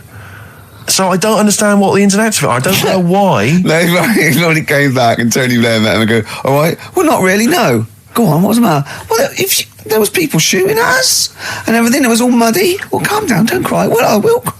There was a drill sergeant just kept shouting, saying, "Look at you, stupid boy! Where's this gun's not clean?" I just cleaned the gun and it was fine, and now he's telling me to clean it again. Yeah, and the boots, they were shiny. Fine, he was he's got to do that. It's more distant. His neck was as big as his head.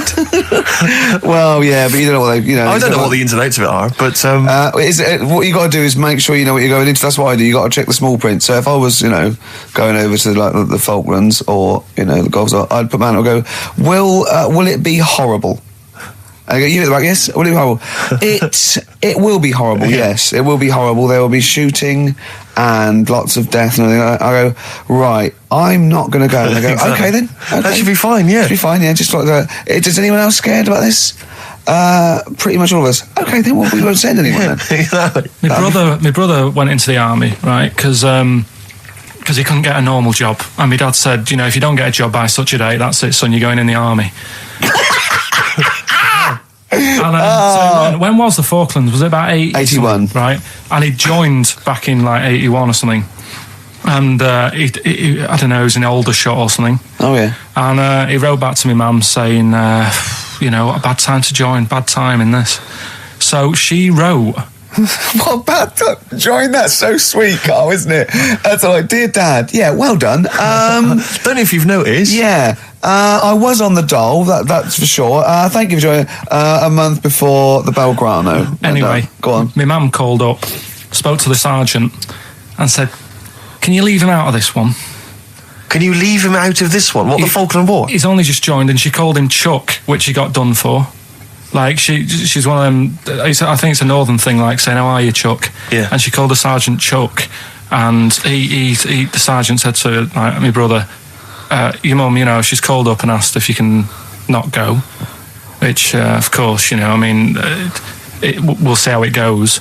But can you tell What her? do you mean? Why did the sergeant even entertain this? Well, Pilkington, come here. Your mum's been giving me a bit of earache. Now listen, tell her I've told you, but can you call her, because she called me Chuck and everything. Can you call her and say you don't mind? Well, not really. Oh, please, because I've promised her say you want to go. No, please, say you want to go. Why was he entertaining this phone call? because he was new to the army, I suppose. Who? No, I mean the sergeant. I don't know. Maybe they do that. So what happened? He didn't go in the end? So he didn't go, no. You can't do it. That's ludicrous. I love it though. Okay, we went over the top. Pilkington, I've got a note. Yeah. Is this really your mum? Yeah. Okay, no, this seems to be in order. Because I noticed it says, I do not want to go into the army, I don't want to go and fight, and it's crossed out and it says, mum says don't go. Now, you didn't write this yourself? No, my mum wrote this. Okay, definitely wrote this yourself. You're going to have to fill envelopes. No, I'm sure if he was needed, he would have had to go, but I think they made a bit of a special effort. They sort of said, oh. Well, it wasn't conscription anyway. Oh, no, I was But were the other soldiers going around just going, Pilkington. No, he ended up being a mechanic in there, and he got kicked out for going for a packet of fags in a tank. What? Now, wait a minute. Do you mean he nipped down the shops in a tank? Yeah. I don't believe that, Carl. Honest to God. That, and he went off with the sergeant's wife. So that didn't help, and he ended up getting kicked out. Sorry, your brother's a genius. I love this. First of all, he gets a call from his mum, go and let him up, and he goes, oh God. Then he goes, where's Pilkington? His mum's on the phone. Where is he? He's near your house, Sergeant. Near my house? Well, why is... No reason. Well, when he comes back, when he's finished, tell him his mum called. And can he get me a packet of fags? Tell him to walk this time. Wow. This is ludicrous. So the sergeant found out that he was sleeping with his wife? Yeah, I don't know. I mean, did your mum phone up and say, let him off? Let him off this time. Can he... Yeah. That's fantastic. But he misses it. I mean, I haven't seen him for about 11 years, but ever since he came out, he's just kept getting into trouble and that. And the army, people slag it off, but I think if you're a certain type of person, it's good for It you. didn't straight him out, did it? No. He was going down the shops in a tank, he was shagging someone behind their back. It's really weird. It's like back then, he was like a proper adult and he had a house and he collected crystal with his wife and that. And now, he hasn't got any of that. Has he got the wife? No. Has he got the crystal? Don't think he has. And he has got the I house. seriously haven't seen him for about 11 or 12 years. So I haven't even spoken to him. Carl's stories always start off nice and funny, and then they just leave me empty and slightly depressed. I don't know whether to hug him or shoot him, put him out of his misery. Can we take Carl to the... phone in if you think I should take Carl to the vets and have him put down, because it's just too stressful. He had some Germans laughing at him on the tube because they recognised him. I think of that. Well, because obviously Ricky doesn't travel on the tube anymore. He's too rich for that. I never did. I always thought it was beneath me. Sure, but They used to walk everywhere, didn't you? But I'm still forced to take the tube, and I sat on the tube, and it pulled up, and outside the window, just happened to be on the station, was one of the posters with us. So I was kind of there, not realising it was behind me, and these big kind of fat German or maybe Bavarian guys. Well, they're in lederhosen eating sausages. Yes, they were. They're Bavarian. Yeah, they were. And I noticed one of them kind of looked at me, then looked at the poster, then looked at me, just happened to say it, and wittered something to his friend in German. I don't want to try and do an impression. That's freaking goggle-eye. Oh, wow. I think that... No. But I know what you're thinking it means. It doesn't mean that. Right, okay. It means... What's a rough translation? Elegant boy. Right, okay, yeah. And so anyway, That's freaking goggle-eye. He pointed out the poster, and his That's mate... lanky piss and streak. and his mate burst into laughter. And then we pulled Well, they've up... got a great sense of humour, the Germans. Well, That's the indeed. thing. But we rumbled onto the next. We rumbled onto the next station, and the poster was in exactly the same place. And this time, they tapped the shoulder of someone else on the train and pointed me out. And that person also laughed. An Italian? An Italian bloke, there was a French. Was there a bloke with a beret and a little moustache on the other side? Yeah. Was it United? Did you get on the United Nations Express? I imagine that. Yeah, it was fake. See the freak. Look at his freaky goggle eye. Right, whereas I love the fact that before you were at least pretending to be speaking German. Now this is an Italian with an accent. It's just a guy speaking perfectly good English. So you've not even disguised the insult there. Oh dear. That'd be lovely. Try and insult me in other cod languages. You could bring Europe together if they just instead of Esperanto, that there was just one common language. The language of freaky goggle eye. I'll tell you what would bring the Europe together is you maybe representing England on the Eurovision Song Contest. That would be great. With a self-penned tune. Should I do that? That would be magnificent. It's got to be worth thinking about. Just about everyone being the same. Yeah, just about people being equal. Everyone, and also mentioning the euro. yeah. Just doing that. I like all different cheeses. Oh, je t'aime la musique pop. Yeah. La baby belle. Et le cheddar. I'm not a fluent French. Le grand fromage. Yeah. Oh, it'd be lovely, wouldn't it? And they'll all be there, all in their different. Well, every uniforms. line could be maybe in a different language. Yeah, and what would I wear? I'd wear sort of like a kilt. You'd wear a kilt, but you'd also have on your head one of those kind of big, what are they called? Those big furry hats that beefeaters or whatever wear. Or one of them. Is it kind of a busby or something? A busby. Yeah. Wear one of those, or maybe a kind of policeman's helmet, That'd be Bobby's good. helmet with the kilt. Yeah, you'd have the clogs. I'd wear the policeman's helmet under the kilt, so they just thought I was really enjoying the show. Yeah. Good idea. Hey? Excellent. I think we talked for about 3 minutes without having to mention some kind of genitalia. We should celebrate by playing one of my tunes of the year. Really? What one is it? U2 Electrical Storm. I know you're a big fan. Good choice. Well done. Cheers. All right, this is Carl, the producer of Ricky Gervais and Stephen Merchant on XFM 104.9. We're playing out some of the best bits. Hope you're enjoying it. Here's another one. 3 holidays Carl's had this year. Last year. Yeah. I'd love to have 3 holidays. You've got to start putting the work in there. 2 holidays then. No, you had 3 holidays. You went away with Suzanne and her parents. Yeah, well, that doesn't count. It does count. If you book 2 weeks off the firm, you go away and you go, how was your holiday? Go, well, it didn't really count. It wasn't a really good holiday. Can I have them days back, please? My New Year's resolution is to be nicer to you, but well done, you've already broken that. No, but talk sense.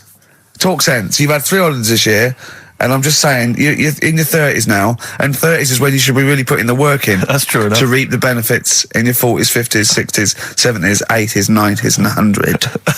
Carl, what's your New Year resolution? What about think before you speak? it's worth. I mean, See, I'm allowed to laugh. I'm allowed to laugh at things other people say, Carl. That one, that is a good suggestion. How was your holiday, Carl? It was all right. Right, brilliant. But that I don't see on the ratio of good to bad in Carl's mind. That might be amazing because we never It might be hear him amazing, sing the mightn't praises it? of anything. I'll tell you what. Can we have a cracking little tune and then come back and hear about Carl's holiday? I'd love to do that, Let's really. keep it tight. Love to Tear Us Apart by Joy Division. Now I can't put my finger on it, but that doesn't sound like the original, and it's off a compilation. It sounded a bit fast. I think the vocal was slightly different. If anyone can, put me out of misery, I think it might be in a session of the time or something. Carl, is it a New Year resolution for you? Another one. Maybe when we ask you to get a song, get the original single version. I could be and wrong, not some but obscure session.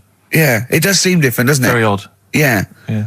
Maybe we just remember it wrongly. But anyway, that's XFM for you. 104.9, I'm Ricky Gervais with me, Steve Merchant. Karl Pilkington. Carl, you went to Lanzarote. Yeah. People said don't go to Lanzarote. They told you it was Lanzarote. They told you, were they right or wrong? You were right, yeah. Really? Yeah, it's a bit ropey, yeah. Is it? Why? Just, out there. If it wasn't for the volcano they had, it'd been knackered. That's their big draw, is it? That's it, basically. That's all they've got going for them. When you landed, was it really hot? Were you quite excited? You were thinking this is okay? It was warm. It's we can't complain about the weather. The weather was all right. Sure. You know what I mean? That's what I went for, but it'd be nice if there just was something else. Yeah. What did you do all day then? Did you read your ritual book? No, I didn't read that. I read that book. Do you know the book that I bought and all the chapters were messed up? Oh, yeah. I bought a better version of that. All right. And I read that. Excellent. And then, Did it make more sense in order? yeah, a lot easier to follow. Yeah. And then we went and had a look at the volcanoes and that. They've got 36 of them to look at. How many did you look at before you realised that pretty much, you've seen one volcano, you've seen them all? Probably about 6 or 7. Really? Yeah. And then when you got to the 8th, you thought, now I know what this is going to be, Suzanne. This is going to be like a mountain with a hole in the top. Yeah. Really? But it happened years ago as well. It's like, just keep a couple, fill the rest in, tidy it up. Fill the rest in! Yeah, no, Well, yeah. getting some builders. No, seriously though. Okay, 4 million tons of concrete, please. They're an absolute death trap. Yeah, what do you mean fill them in? Do you know what a volcano is?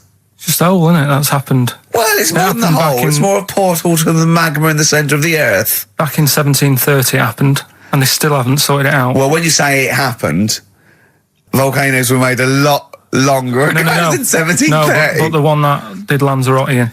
Right. Sort it out. What would you suggest? Well, How tidy can it they up. fill it in? It's joined. It's all joined. No, but what I'm And saying is, it was the a- big it was- plates of the earth are all joined. It All was the a disaster, magma's wasn't it? joined. With the trade centre thing, that happened. They cleaned it up, sorted it out, they've moved on. That's what I'm saying. Whereas Lanzarote have just gone, leave it. It happened back in 1730. You misunderstand me. How, in the name of God, can you fill in a volcano? You ignorant twit. No, but it's not just the holes. They've actually left the lava everywhere. That's what I mean. It's not just the big holes. There's lava everywhere. But it's molten rock. They can't just pick it up like they're like a carpet. Put it in the holes. The holes are there ready. Just push it all in. That's what I'm saying. Carl, have you ever logged on to Friends Reunited? It was the site that everyone was talking about last year. No. Are you aware of the concept? I've heard about it, but there's no one from school who'd want to see Hook it up with. again, really. So basically, for those that don't know, you have to log onto his website, and then it helps you track down your old schoolmates if they've also logged on and stuff. And we took the liberty, really, of looking on the Friends Reunited site and typing in your school and trying to track down any of your old mates. We didn't get in touch with any of them, don't worry. didn't do that. We're We not don't going to want you surprise to. you with them now. No. But I was just interested to know, like, some of your thoughts on some of the names that I could run past you. I mean, these are people from your year. Just tell me if you recognise the names. Sarah Morris? God, yeah. Remember her? Go on, you're grinning, what's the thought? Go on. No, just, she was alright. She was a popular one. What does that mean? She was nice. Yeah. Okay. Okay, what about Darren Buckley? He was one of my best mates. Was he really? Yeah. Seriously? Yeah. What do you reckon he's doing now? Do you still keep in touch? When my mum and dad were still in Manchester and they had a butty shop, he used to go in because the bookies was next door. I love the way you paint a picture. If you did this in your history exam, Carl, you will walk it. Go on. So your parents had a butty shop. There was a bookies next door. Yeah, and he liked having a bit of a gamble, so he used to. I think he works for some insurance company. Do you think that his fiancée Beth knows he's got a gambling problem? Or that his 2-year-old son Lewis? No. Yeah, they live in Cheadle Holme. Hume. Cheadle Hume. He must be doing well. He's still supporting the Blue Army and frequents the shrine on a fortnightly basis. Funny thing with him is, right, when I used to stay over at his house, and his dad was a copper, and I remember his dad came down and said, right, I want to see you two. I was like, oh God, what's happened?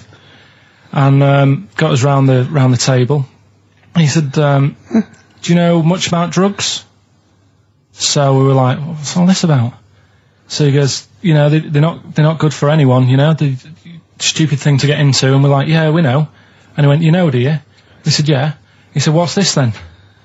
And he'd found something in his bedroom, and it was a Skittle. What, the sweet? Do you know little sweets with the S on it? And Oh, really? Drugs. Yeah. So he said, well, yeah, it's a Skittle. Yeah, I know what it is. Oh, he was bluffing like that as a slang word. Yeah, he thought because he was a copper, he probably had to be down with all the terms and that. So we said, oh, it's a Skittle.